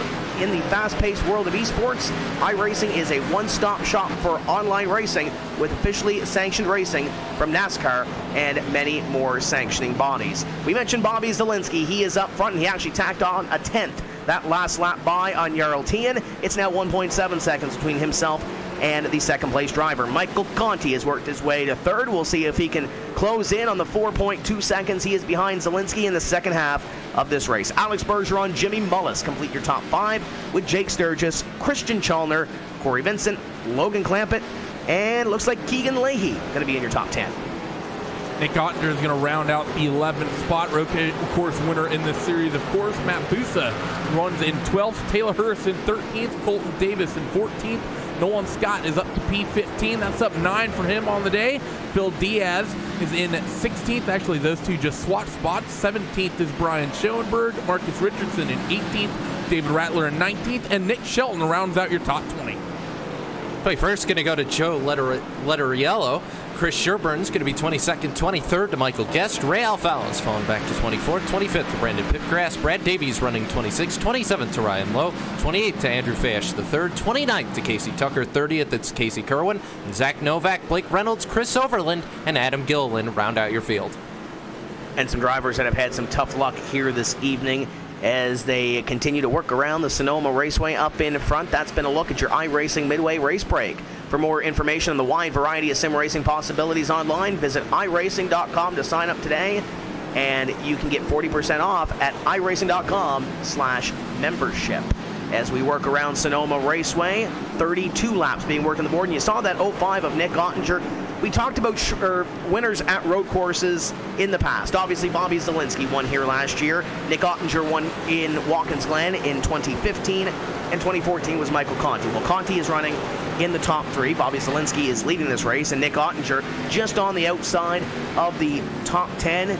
That top 10 is right in front of him in the 46, and a fellow Chaos crew member, Logan Clampett, in the Richmond Raceway number 46, as they'll do battle for the top 10 spot. There goes Ottinger to the inside, and he'll try to clear the 46 car Clampett. Not much love lost between these two teammates, is it? That was well done by the 05 machine and Nick Ottinger to get that move done and dusted. That's a difficult place to make the pass up the inside. Well, I don't think we've seen too many people make it stick, because you have to make the inside move on the right hand work, and then you're on the outside, the little left-hander that leads you down into the S's. So that kind of shows the pace that 05 machine of Ottinger has, and it shows on the lap charts too. 0.6 of a second the advantage for him last trip around the racetrack as they're getting ready to head up towards the timing beam right now. And Keegan Lay out in front of them. He's clicking off some quick class, 20.1 for him last time. So 05 of Ottinger, I think, finally getting up around the people that he's pretty much on pace with. Got a couple of people that are maybe slowing him down a bit behind. And right behind, you saw Matt Busa as Nick Ottinger makes that move and opens the door a little bit. It opens the door for Matt Busa to close in, and you look back from Logan Clampett and see that 34 getting bigger on the back bumper for what would be now position number 11 for the 46 of Clampett and the 34 of Matt Busa. They continue to work around this racetrack, and we're closing in on that 20 to go mark here. Bobby Zielinski continues to lead as Jarl at 1.7 seconds behind. Conti is about 3.5 seconds back, so it looks like Conti has gained some time, gained about a half second or so, but still has some time to go and still has some laps to do it. Ooh, and Alex Bertrand was about dead sideways going into turn 10, was able to hold on to it as he's been losing a little bit of time to those cars in front. You can see the lap traffic, the 7 of Andrew Fayash, the 3rd, the 7 of Ryan Lowe. I think I said the 77 and the 7th. And then up there you see Michael Conti, who's moved into that 3rd position. So lap traffic already starting to play a factor, and Alex Bertrand going to have some tough time to get past those two. So as we work past the halfway point in that second half of this race, Randy, I want to get your thoughts. We obviously thought that Bobby Zielinski, Michael Conti, those guys would be strong here this evening. Christian Chalner's another one. Is there anybody that we see on this racetrack that we thought, hey, might be running a little bit better than they are right now? I think Phil Diaz, I would have expected Phil to maybe be a little bit further up the field than he really is. I actually would have expected maybe Ray to have a better run than he is as well. For the most part, no. I think most of your kind of road course ringers have found their way up near the front, where you would generally expect them to be. Matt Busa, as well, as someone who's been shown pace on the road courses. He's down a couple of spots. So I think for the most part, it's pretty much as expected. It's pretty much maybe a couple people you would have expected maybe would be a little further up the field, but no one who's having like a terrible run from what we pretty much initially would have expected. And drivers continuing to work their way through the field. You just saw Flash in front of the 57. You ride on board with Letteriello, and you see the 36 of Shearburn in front of him. Shearburn has been on the move, started 28th up to position number 21, and just picked up that position on Letteriello as you ride on board with him. Behind them is Michael Guest. You saw a flash of him in the 54 car as they continue to work around. We got a change for position number 5. It's Jimmy Mullis going to lose that position to Jake Sturgis. Sturgis breaks into the top 5. There's another driver that is on the move, but now he's got about 3 seconds or so, maybe a little bit more, to catch Bergeron in the 02 car. So Sturgis makes the move, gets into the top 5. Mullis dispatched 1, and outside the top 5 back to position number 6. Still a 4-spot game for him. Yeah, absolutely, and Christian Chalner starting to work his way into this conversation. Has closed in that gap to just under a second now, right behind Jimmy Mullis. So here's to see what the 78 is going to be able to do as they head towards 4A, and you can see the traffic up ahead. If that slows up Sturgis, it'll slow up Mullis, and Chalner will be right on their back bumper if they're not careful. Yeah, they've got to get to stepping because Chalner is on the move and reeling in that little pack in front, and that might be hindered by a little bit of lap traffic. We mentioned Fayash and Lowe a little bit earlier on, and now they are just parked ahead of Jake Sturgis. Sturgis moves to the inside of Fayash, trying to get to the inside outside as they work around this racetrack. Look at the nice move by the 41 of Sturgis, going to work by the 77 of Fayash and now put that car in between him and what would be Mullis and Chalner. And I'm thinking Mullis is probably thinking the same thing, trying to get by and maybe get, you know, maybe a half lap or so of breathing room. But as we say that, Chalner goes by, as does Mullis, and they'll work by Lowe, and Mullis going to have to be back on the attack and trying to fend off Christian Chalner. Yeah, there's not going to be any breathing room for that 27 at all. The 78 machine is taking laps off to the tune of about 7 to 8 tenths quicker every single lap, and that 78 car up the hill is right on that rear tailgate of Jimmy Mullis as they get ready to come up now. Quick flip to the right, and then uphill. It's a couple blind apex corners, so difficult, probably the most difficult sector, I think, on the circuit for sure. 78 car using the curbs pretty liberally through there. And then up towards turn 7A, they're going to come, and that 78 car, Tristan Challoner, the in towards turn 8, might be able to just make a move. He's going to take a peek down the inside, nowhere near close enough just yet. Actually, he's going to dive down there regardless, and the 27 of Jimmy Mullis dives way out of the way, and he makes it more than easy, so move the 78 of Challoner up into P6.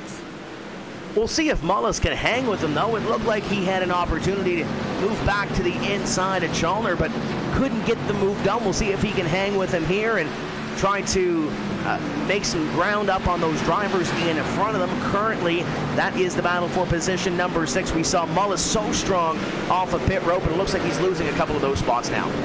Yeah, as Challoner's been able to get by, and the cones go flying once again. If you're have a counter going in the chat, feel free to let us know how many cones have been sent flying tonight. But nonetheless, well, it's starting to fall back a little bit more. You can see Challenger start to drive away. And what's interesting is you watch the 78 and the 27, both, or rather the 41, I should say. Both of them are kind of getting loose in the same exact spots, up the hill a little bit in turn 1, and especially going through the S's. Seems like everybody's kind of run into the same traction issues here.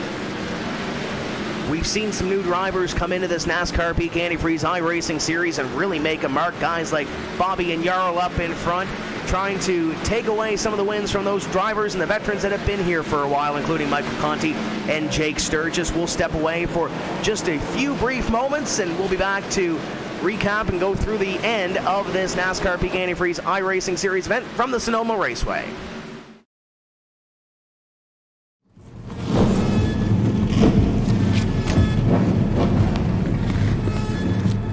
Things can get rough out there. The bumper to the back of the 24! You think you got the brass? I proved it last season. That was last year.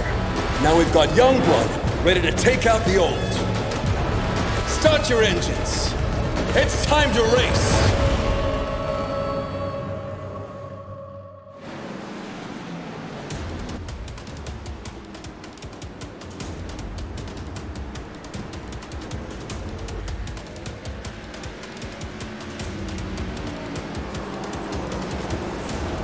Welcome back to the Sonoma Raceway as your leaders are in traffic. Bobby Zielinski just put a lap on Michael Guest, who had an off up the hill into corner number 1, and now he's got some company in front of him. It's Brad Davies, Joe Letteriello, and Chris Shearburn just ahead of your leaders.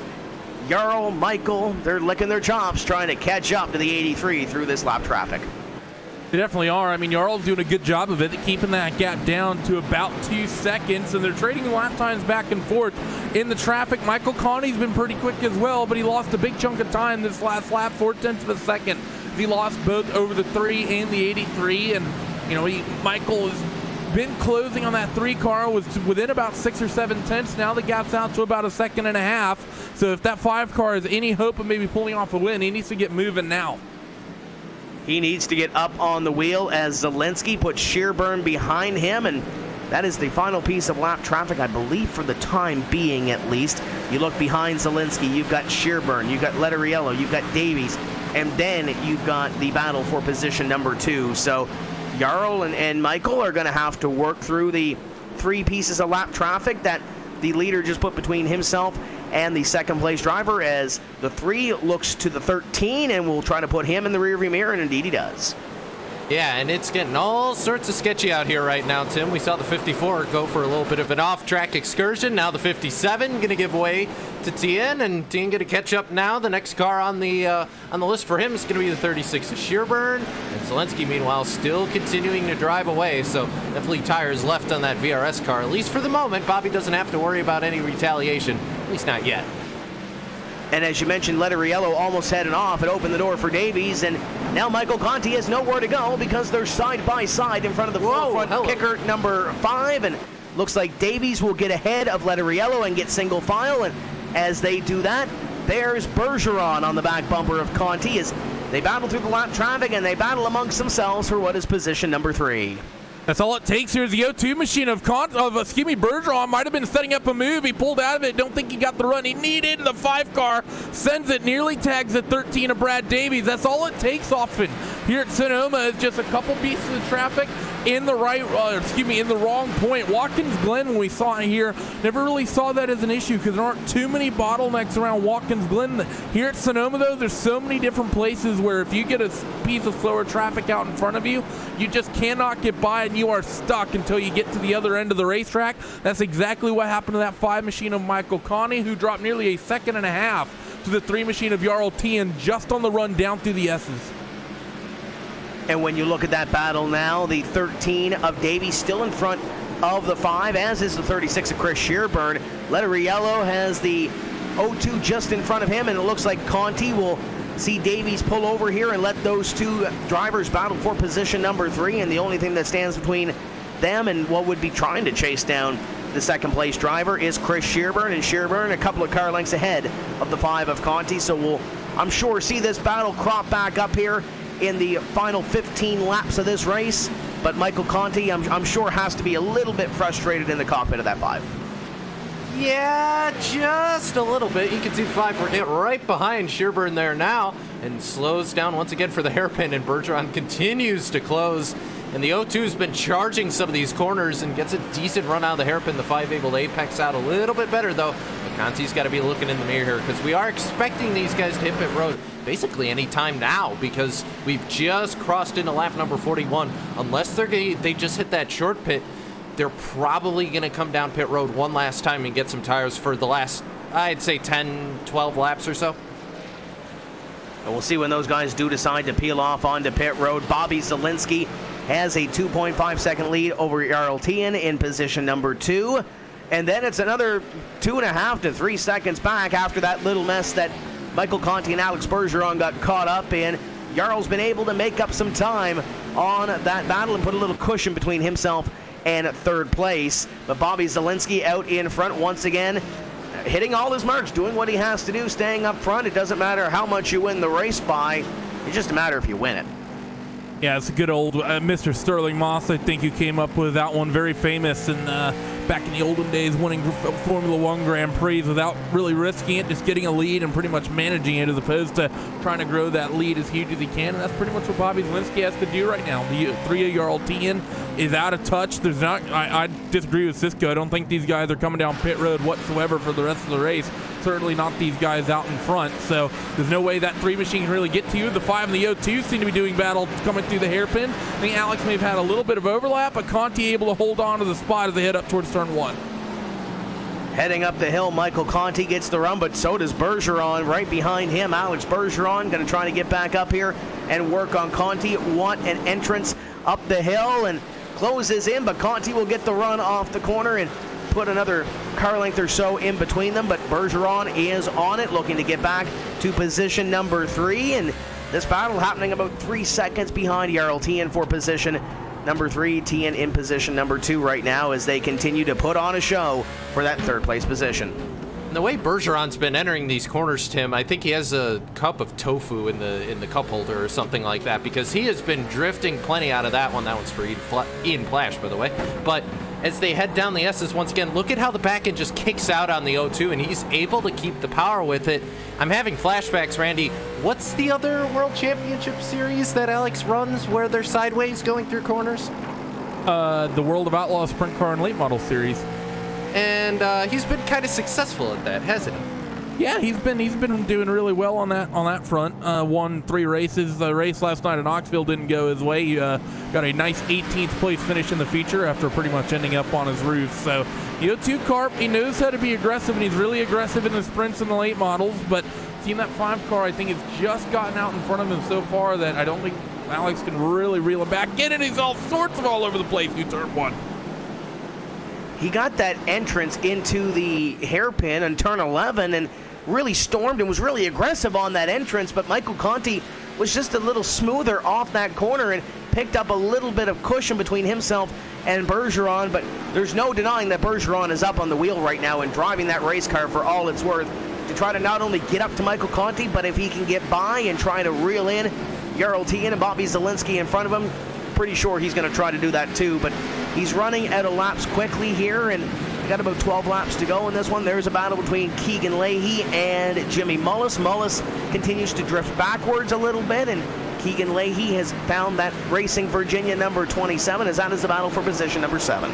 And right in front of those guys, also a battle for cars that have gone lapped down at this point. Ralph Al, Brandon Pipgrass going at it, and another battle even further up the field, Davies and Shearburn going at it. So all of those cars in front of Leahy and Mullis still going to be lapped at some point here, and it's going to make this battle between the 24 and the 27 kind of interesting. The 27 got a piece of the curb. Leahy could have the opportunity if he sends it. Yes, he does. Hello, hairpin. My name's Keegan Leahy. He'll go to the inside, little contact there maybe. The 27 not giving him a whole lot of room, but enough room to operate to the inside as Leahy will let that position go for the time being. Got into the wall on the inside a little bit there as well, so they'll continue to dance for that spot as Matt Busa, I believe, got a little bit bigger in the rear view. And just ahead of them, Ray Alfala, Brandon Pipgrass putting on a show. Not for a lead lap position, but at least they're having some fun out of this thing. Yeah, I think the way those two cars look, I don't think there was anyone confused about whether or not those cars were on the lead lap. The two machine is trying to get around that number 29 of pit grass, and that's one of the big things is that I think for Ray, where he currently runs, I think this would pretty much be his drop. Currently running 26. He's had a pretty consistent season thus far. I can't remember. Did he get dumped at Daytona? He may have. So Daytona may still be his drop, but this could be pretty pivotal for the two machine regardless in terms of the points to be running pretty much close to outside of the top 30.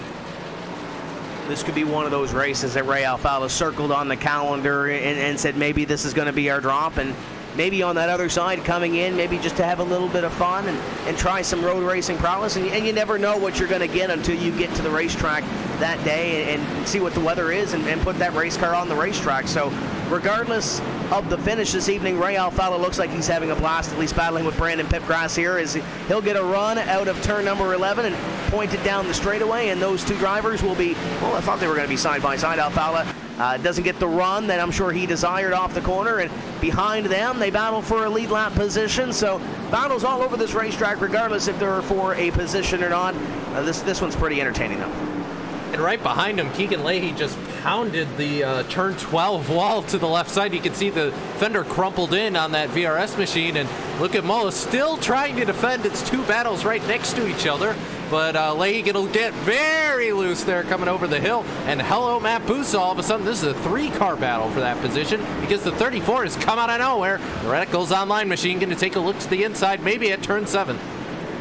And if they continue to battle, Nick Ottinger's getting a little bit bigger in the rearview mirror as well, too, in the 05 car, as they continue to put on a show for what would be around position number just out inside the top 10 right now. Jimmy Mullis 7th, Keegan Leahy 8th, Busa 9th, and Nick Ottinger in position number 10. So I'm sure that battle is going to change hands before this thing is all said and done. Jimmy Mullis doing a great job holding on. Keegan Leahy gets a great run into that corner and trying to set him up down into the hairpin. That's what it's looking like. The 34 machine up the inside. The 24 is going to try it the long way around on the 27. Is trying to defend somehow, some way. The 34 machine of Busa going to be able to pick that spot up, and now he's going to try his hand at getting around that 27 machine of Jimmy Mullis, who set himself up as a nice little roadblock. I think that 27 car, he kind of went with the early pit stop, and I think initially I was expecting him to go with the two-stop strategy, Tim, but I think Mullis realized that two-stopping wouldn't be able to get him anything. He'd be really far down the order, and while he'd be super quick, it'd be a bit of an uphill battle for him. Now he's just trying to, I think, hold on to this car and get whatever spots he can. And you know what? I think he has a good chance of being able to do this because he's going to take a couple laps for most people to get around him, and right now we're working lap number 46 of 55. This race is going to be over in a hurry. 34 machine though isn't going to waste any time. Mullis dives down the inside here at turn 8. The 34 car is just going to be able to not get that job done. So Mullis doing a beautiful job holding on.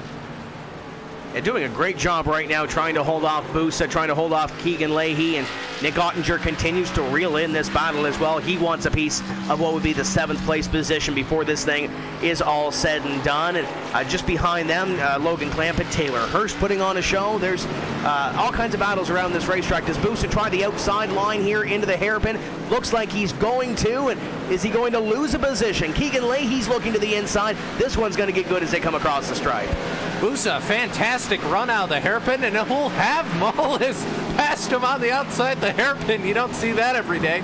Thank you, Matt Busa. All of a sudden up to the 7th position, +2 on the day, but fantastic pass, textbook, how you get it done on the line that usually doesn't work.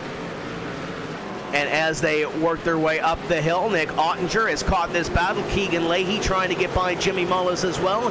He saw Busa just do it, so he's going to go over the curve to the inside, try to make it happen, but can't get the run on Mullis. And hello, Nick Ottinger. Ottinger, a part of this battle as well. He'll put the Richmond Raceway car to the outside, and looks like he'll try to get one, and he will indeed on Keegan Leahy. Leahy falls back one, and hello, 2 for 1. He's got the coupon book out. Nick Ottinger looked to the inside, trying to pick up one more. Yeah, well, unfortunately, that coupon expired, but I think the 05 machine still probably has a gift card. Oh, we got a car stopped in the Estes. Who is that? That 57. is Joe Letterello, the 57 machine. Big problems for him. Not sure what happened to, he definitely spun off to the right, and I think, you know what, he was fighting with a 54 car. He got a little bit loose, and there wasn't any contact beforehand, but Joe just trying to defend his position, got a little bit of wheel spin and spun into that 54 car of Michael Guest, and big contact on that inside wall. Seen a lot of incidents there in the real world. Been really clean here, though, in this series, as the 05 and the 27 Mole is still fighting back and forth. And Ray Alfala threw that head a little off as well. He had to go through the dirt to try to get that thing back out onto the racetrack. So great piece of driving by Ray, as well as Michael Guest following the little contact there between the 54 and the 57. And there's Jimmy Mullis under fire once again. Ottinger is there, and it looked like Ottinger was trying to set something up, but nothing doing at this time. Leahy is still a part of this battle. We saw him lose a couple of positions and still hanging on to the back bumper of the 05. Now Ottinger goes to the outside of Mullis. Is Mullis going to let him have it? Yes, indeed. Mullis going to fall back one more. Yeah, and Ottinger going to grab that position through 4A, and now Guest going to look to the inside of Pipgrass right in front of Ottinger. That's for a lap down spot, and Ottinger has the track completely blocked in front of him. Now Guest going to let off and let him by there, and Mullis now right up to the back bumper of Guest. The door slammed in his face right there for Jimmy Mullis. And looking down the final few laps of this one, and we saw that boxed in with the lap cars a little bit earlier with Michael Conti, and looking up in front right now, it looks like everybody, at least in the top 5, has separation and insurance between them. 3 seconds between Zielinski and Tien for position number 1. Another 2 seconds back to Conti. Another second and a half or so back to Bergeron. Hello, and then Ray. 4 seconds back. Oh, that got real sketchy. Mullis, Leahy, and Alfala nearly went 3 wide at the exit of the hairpin. Alfala got into the 27. That got all sorts of sketch there. But it looks like they're going to save all of that and take a look at this here as Guest goes to the inside in the hairpin. Oh, yeah, the 2 of Ray Alfala gives a little door slam to the 27, and it was almost the meat and the sandwich for a moment there. Alfala just trying to hang on to this one by the looks of it late in the run. He's a lap down and trying to hold on for all it's worth in the last couple laps. I'm sure the 27 of Mullis wasn't really entertained by that. He's out there really trying to defend as hard as he can on old tires, trying to hold off that 24 Keegan Leahy, who I think has the pace advantage right now, and in the middle of the hairpin gets a little bit of a door slam. Unfortunately, it may have helped him out, but the 24 Keegan Leahy here in 7A and in towards turn 8 might be able to make something of this, but no. Down into the S's, they're going to stay single file once again. We've only seen someone really once try to maintain side-by-side through there, and it ended up with Letterello in the outside, or excuse me, I guess the inside wall technically, as Keegan is likely going to be setting up the move on the hairpin through this right-hand kink. Has to pick up the throttle early. Can the 24 pick up the speed to get close enough and throw it down the inside? No, he can't. Not even going to try it. He's still got the 29 of Pipgrass out in front of them. And a lot of busy stuff in the back as well. The 46 of Clampett, he slots into a spot in the inside of the 10 of Corey Vincent.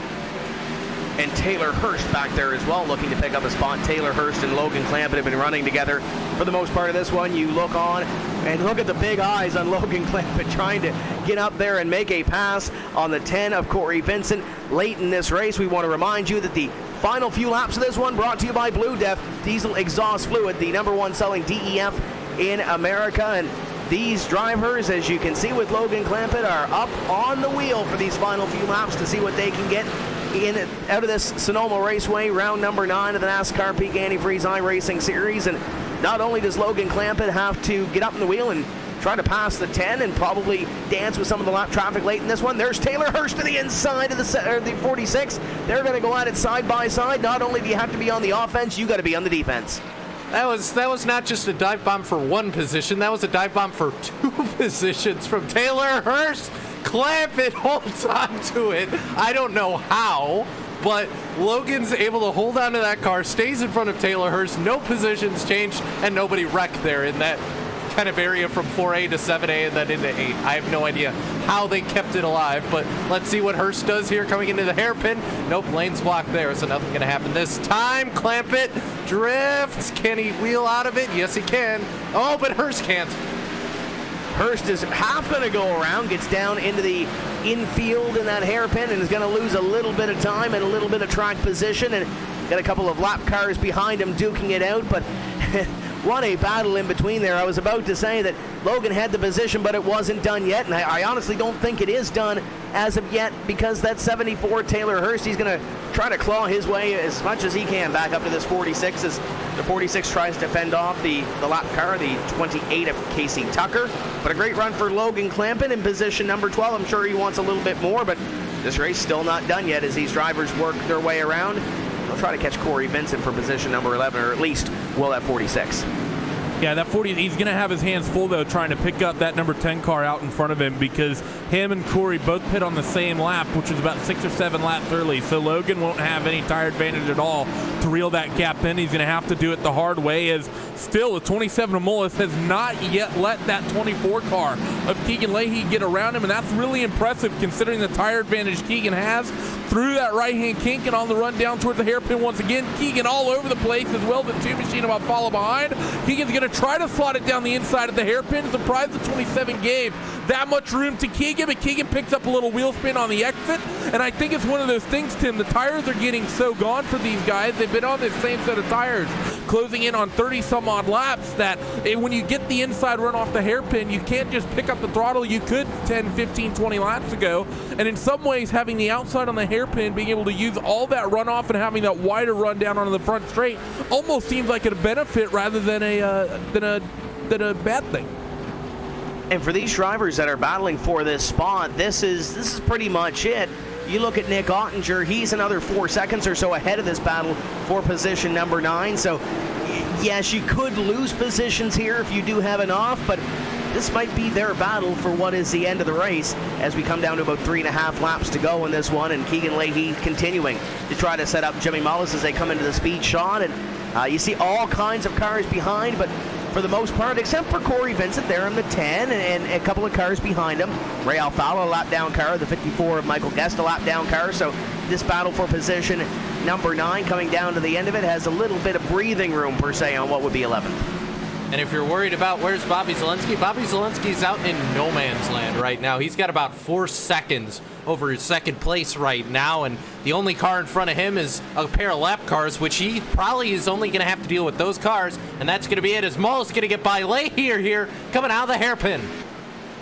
What a move that was, and it'll put Jimmy Mullis up 1, and they're back up 1. Keegan Leahy was to the inside. Fancy little crossover move for the 27 of Mullis, back to the inside and takes that spot. You're going to see it here on the RaceSpot replay as Keegan Leahy looked like he had it set up, drove it into the inside, absolutely sent it in hard. Aggressive move, drifts up the racetrack. Little bump by Mullis. Mullis back, thank you very much, and we'll take that spot back. So I'm sure Keegan Leahy might have learned something from that move about how hard you can go into that corner trying to push that limit, but he's going to have another opportunity here, I'm sure, in the final couple laps. Definitely, and I think one other thing that's going to pop up is that 02 machine has been waiting for an opportunity. He's tucked right on the back of the 5 machine of Michael Connie. He's going to try to set something up here through the hairpin, watch him get a really wide exit, and to try to get a run down. The gap's about 3/4 tenths of a second, I think, as they head towards the front straightaway. 2 laps remaining as they get ready to head up the hill. And the 02 car of Alex Bergeron, you know what, I don't think that worked quite as well as he would have liked, setting that move up through the hairpin. Lost a little bit of time to that 5 car of Michael Connie, and that's going to really hurt him whatsoever. That set up through the top of the hill. I think the 02 machine able to reel that gap back down and in. So with a lap and a half left in this thing, Tim, Alex is not done yet, and he's really wheeling this thing through turn 3, and he's got a run on the run down towards 4A. We saw a couple laps ago, Keegan Leahy sent it in on Jimmy Mullis in the hairpin. If you're Alex Bergeron, you're in position number 4.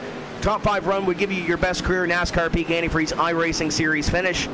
But do you send it in a little bit harder on a driver that's won a championship in this series to maybe try to pick up a podium run?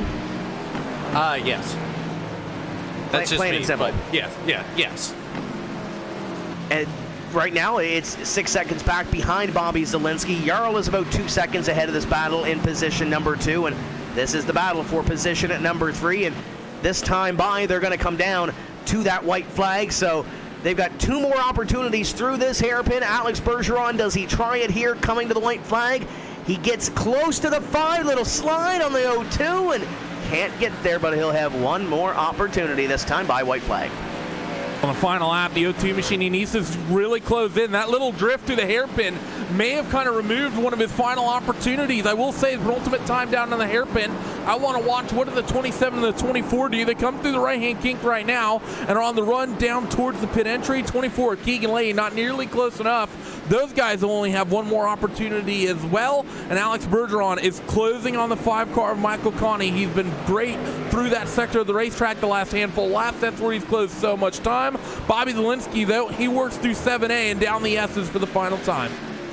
Bobby Zielinski has really established himself as a road course master in this series. Yes, the 83 is great on ovals. We've seen it time and time again, but this virtual racing school number 83 is quick here at Sonoma Raceway. Picked up a win last season here at this racetrack and is a half lap away from going back-to-back in wine country. He has Nick Shelton in front of him, but he will not be a factor as they work up towards the hairpin for the final time. Round number 9 of the NASCAR Peak Antifreeze iRacing Series coming down to the final few feet, and Bobby Zielinski clean and to the finish. Zielinski will pick up round number 9 at the Sonoma Raceway for the NASCAR Peak Antifreeze iRacing Series, and back-to-back on the road course, and first time we've had a multiple winner on road courses. Jarl Tien finishes in position number 2. Conti will hold off. Alex Bergeron in position number 3, and Jake Sturgis comes across the line in position number 5. But that battle behind, guys, 9th and 10th, Jimmy Mullis has it. Does Keegan send it? Find out. No, he's not, but Brandon Pipgrass going to send it on Chris Sherburne right in front of those guys. They're going to be side by side as they head for the start-finish line. Which of those? Sherburne going to cut off the 46 and the 74. Logan Clampett all sorts of sideways, fighting with the 74. Taylor Hurst, they're going to stay leaning on each other down the front straightaway, and Taylor Hurst is going to ensure he gets that 12th spot. Man, oh man, battles at the end of this one and throughout the field, but up in front, Zielinski goes to victory lane. The official margin of victory, 4.5 seconds. And look at this send right here. The 46 of Logan Clampett goes to the inside on this hairpin, trying to get that spot away. Hurst is solid on the outside. Logan Clampett has that little slide, and Hurst enough to get the move. Little bump into the door, little door slam, and Hurst is going to take that spot. That was entertaining. I don't think Hurst liked that position being taken away from him, Tim, and he decided to do something about it, but neither car wrecked, neither car went around. You know what? I'm okay with it. For a moment, both of those cars were out of control, but they knew what the ultimate goal was, and that was to pick up what would be position number 12 out of that one, and it goes to Taylor Hurst. And Keegan Leahy got to the back bumper of Mullis, but couldn't do anything with him as Bobby Zielinski celebrates as the winner of round number 9. And with this, we're officially halfway in the 2018 NASCAR Peak Antifreeze iRacing Series as Zielinski lights it up. The Ford Virtual Racing School number 83 celebrating another victory in this NASCAR Peak Antifreeze iRacing Series. We'll look at the full field results here from Sonoma Raceway, and it's Bobby Zielinski up in front, Jarl Tien in second, Conti in third. Michael Conti beat best Alex Bergeron for that spot in position number 3. Jake Sturgis in fifth. We were all told Christian Chalner would be one to watch this evening, and indeed, he lived up to it, finishing in position number 6. Matt Busa, Nick Ottinger, Jimmy Mullis, and Keegan Leahy complete your top 10. At the tail end of the top 10 into the top 15, top 20. What an exciting bunch of names this was to watch for 55 laps. Corey Vincent in 11th, Taylor Hurst in 12th, Logan Clampett in 13th. We may have said those three guys' names more than anyone else's all show. Phil Diaz in 14th, Colton Davis 15th, Nolan Scott 16th, David Rattler 17th, Brian Schoenberg 18th, Nick Shelton, the last car to finish on the lead lap, in 19th, and Marcus Richardson will round out your top 20. Yeah, and then 21st going to go to the driver, Brad Davies. He's one lap down. A bunch of these cars lap down all the way down to 29th, but Chris Sherburne, 22nd. Brandon Pipgrass, 23rd. 24th to Ray Alfala. 25th to Michael Guest. Casey Tucker, 26th. 27th, Andrew Fayash. Joe Letteriello going to finish 28th. Ryan Lowe going to finish 29th. Zach Novak, 3 laps down, going to finish 30th. And completing your field, these are drivers that had some issues this evening. Blake Reynolds, Casey Kerwin, Chris Overland, and Adam Gilliland started 34th and finished 34th here this evening in the Gary Mercer Trucking number 8. We're going to step away for just a few moments' time. We'll bring you back to the post-race show where we'll talk to the top 5 from Sonoma Raceway, round number 9. Post-race show coming up.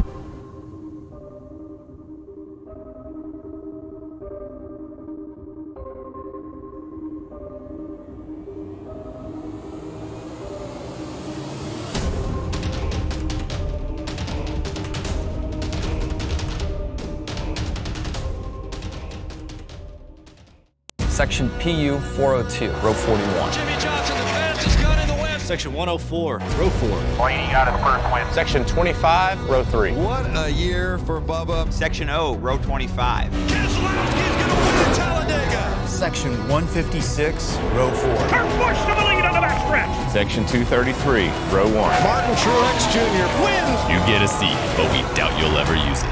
Grab your seats at NASCAR.com/tickets today.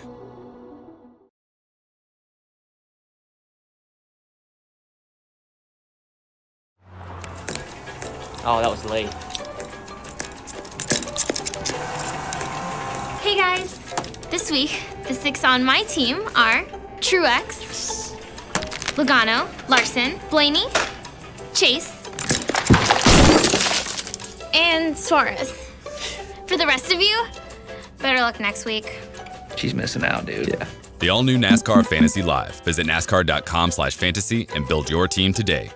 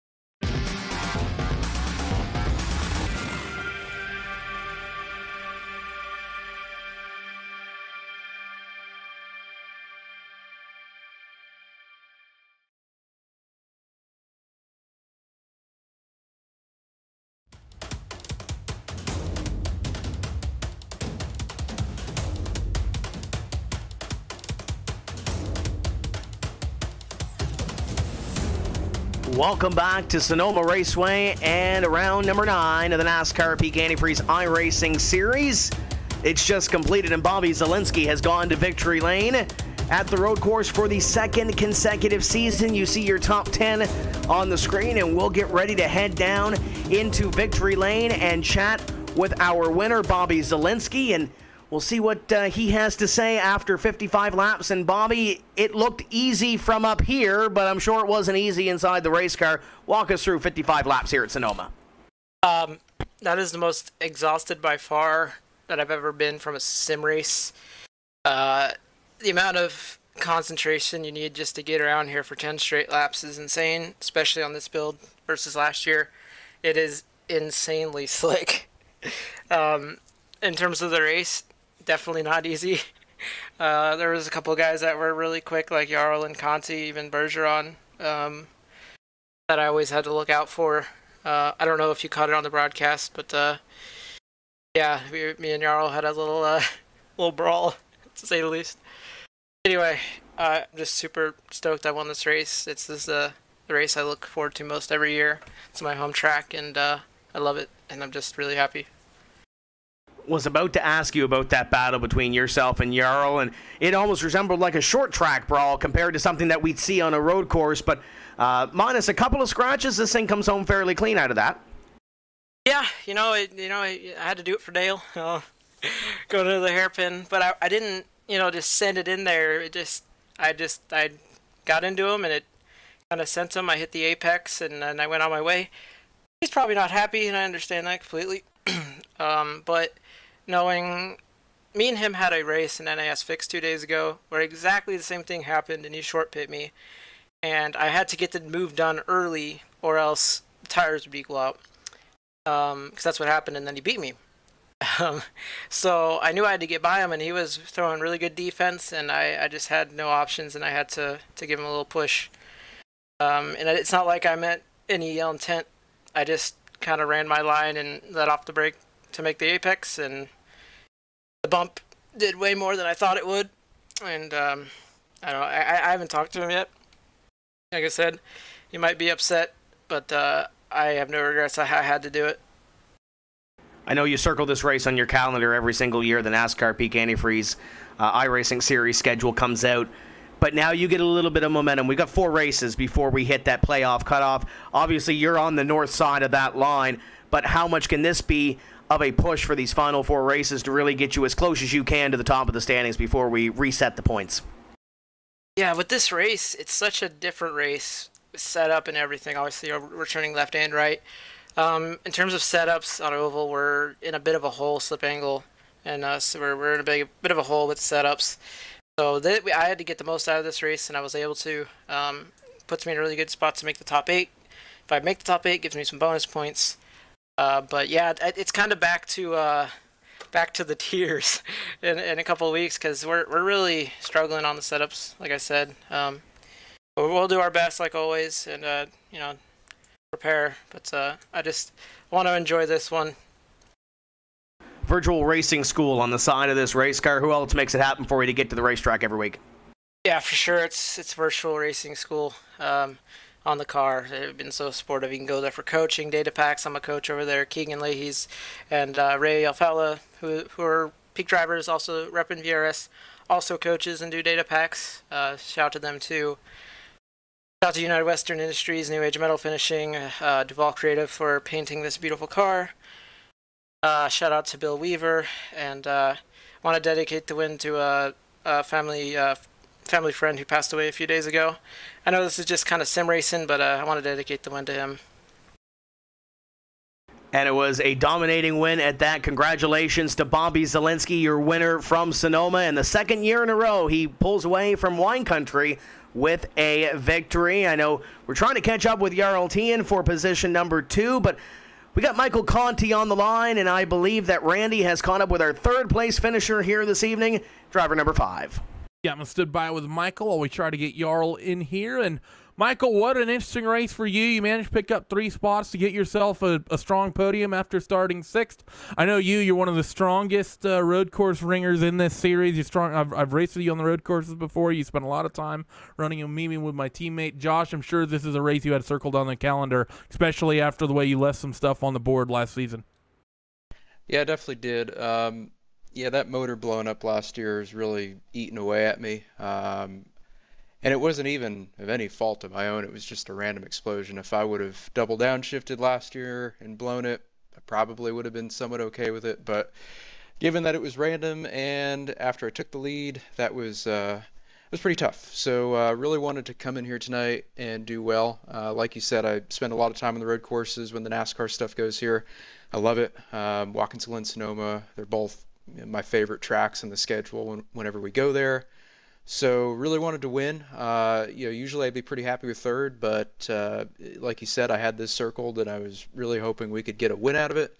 But after starting 6th, I think 3rd is pretty good. As you guys saw, it was quite a handful out there. The track was really hot.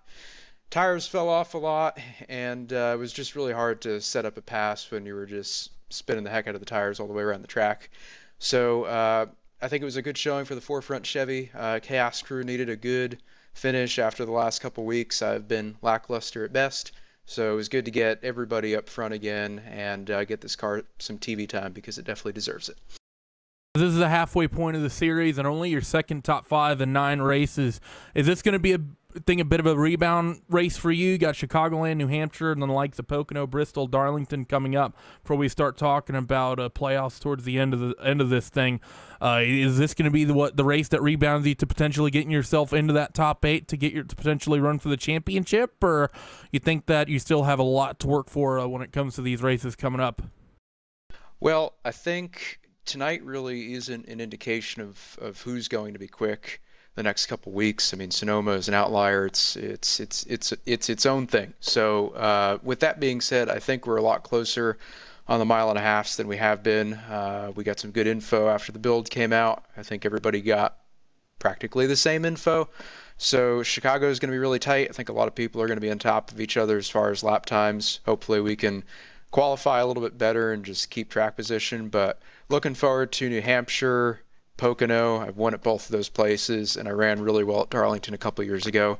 So I think we're going to be good. I don't know if we're in the top 8 at this point. Hopefully tonight put us there, but even if it did, we're not in by a lot. So we've got some work to do, but Hastings and Schoenberg, Nick, all those guys, Busa, we're going to put our best foot forward.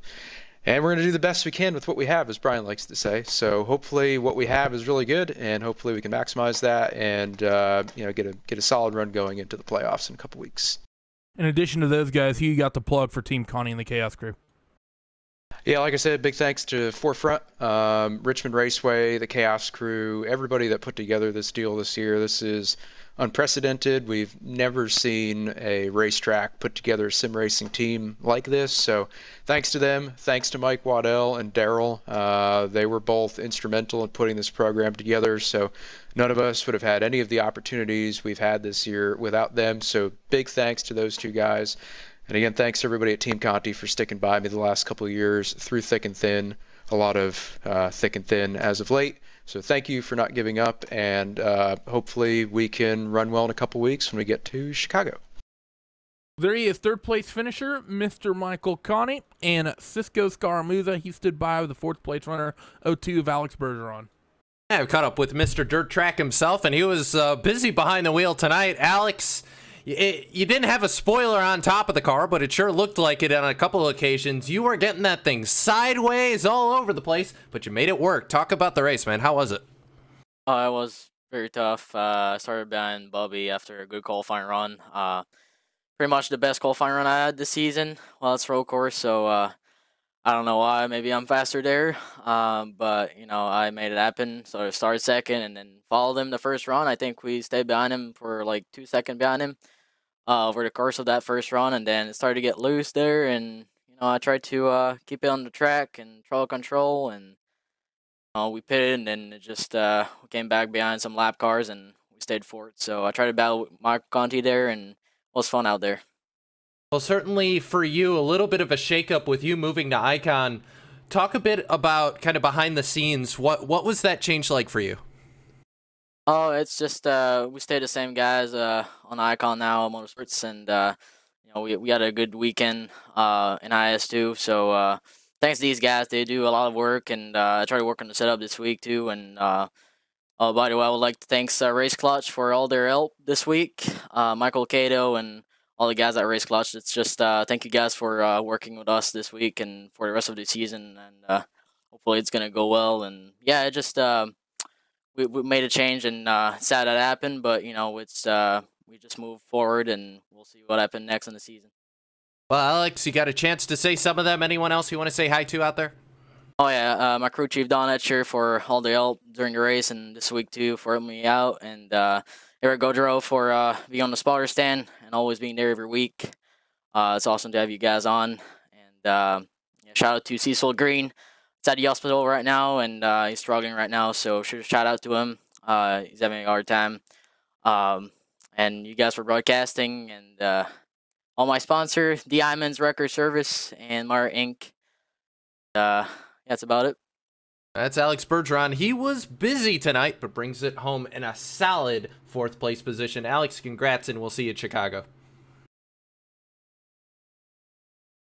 Now I'm going to pass it back to Randy, who's caught up with the guy who finished fifth, and that's Jake Sturgis.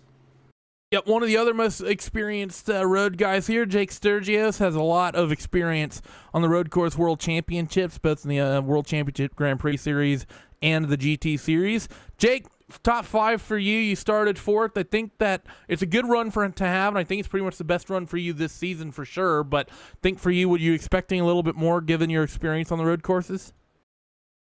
No, fifth is about where I expected.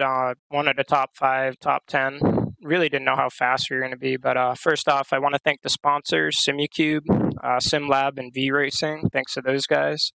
And big thanks to Jarl for working on the setup so much with me, and Ashton. Helped out a lot. Without that, probably wouldn't have been top 5.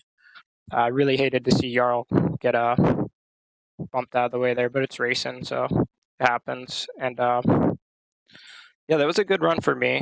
I knew Conti was quicker than me that first run. He was just all over me, and I think I made him wear out his tires trying to get by, and he fell back a little bit, and then he short pitted, and I waited that way I could lead a lap, get that extra point there, and I'm not sure that really helped out in the end, but 5th isn't bad.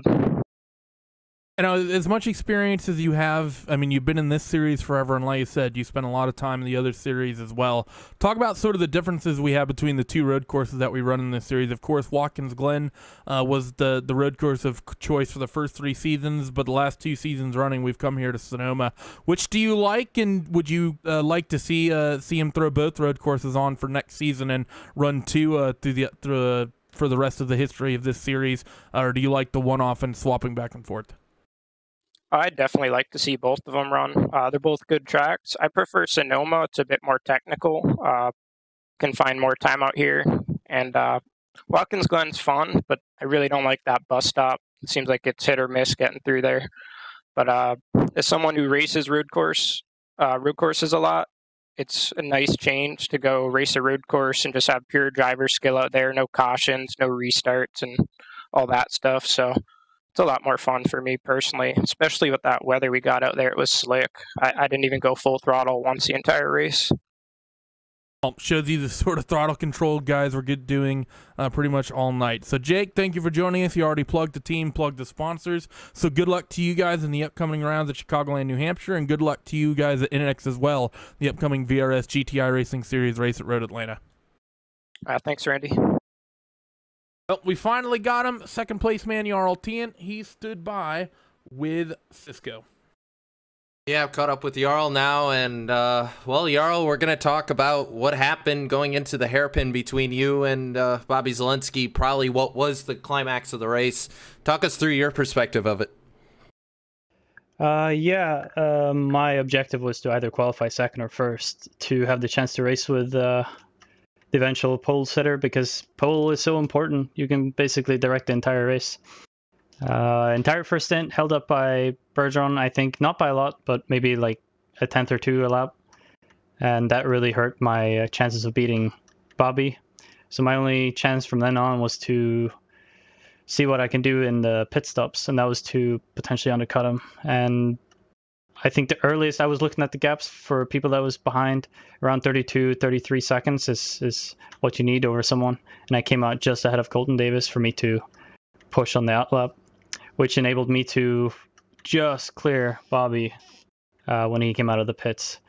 My strategy from then on is to just run a defensive race to the end. But I didn't get much of a chance of that, seeing as I got sent twice.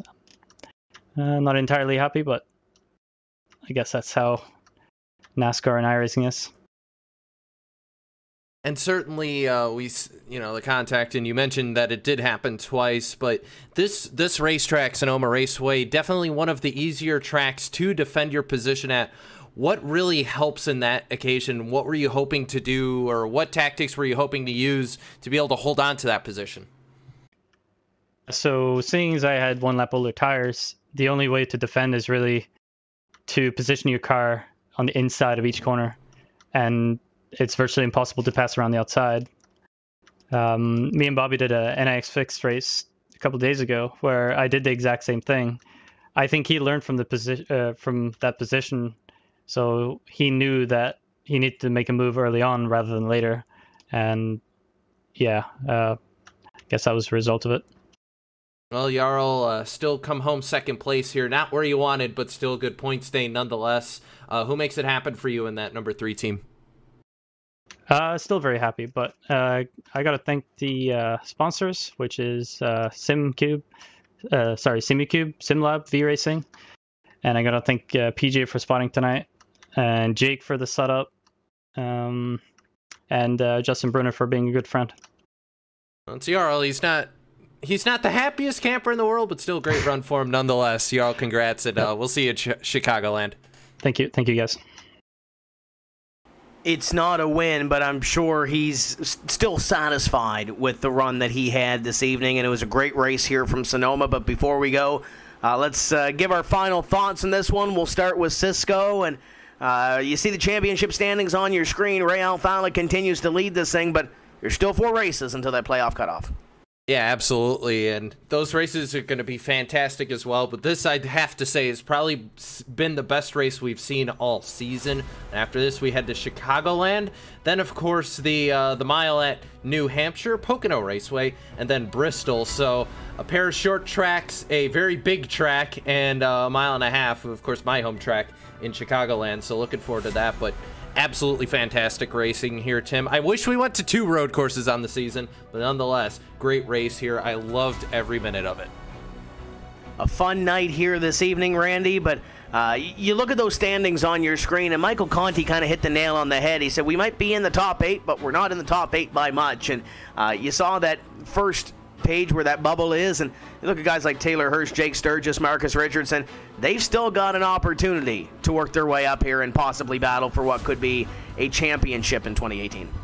1 or 2 good races could really change these guys this season. If you're Jimmy Mullis and Marcus Richardson, I mean, think about what happened to the 14th place Jimmy Mullis at Michigan, racing hard as that 24 Keegan Lay, gets spun down to the inside in the infield grass. If he had maybe just checked up and accepted that second spot, maybe he has a better finish and he could be inside the cutoff. That's the way you really have to approach a championship like this. Yeah, it's great seeing people fight for the win, but if you want to get yourself as much points as you can, you sometimes need to prioritize running for points. Those guys outside of the top 20, I think, while they're going to be doing their own little championship fights, they're pretty much out of it. But just to echo everyone else's thoughts, I think this is a great race, and I'd love to see another road course added to these schedules every year. I'd love to see both Sonoma and Watkins. And you know what? I'd love to see a couple extra road courses added to them in the real world. It'd be fantastic to see the Cup cars do battle around a place like Road Atlanta or VIR or Sebring, some of the great road courses we have in the United States. Maybe even Laguna Seca. I want to see some Cup cars go down through the corkscrew. And with this road course round, this marks the halfway point in this NASCAR Peak Antifreeze iRacing series.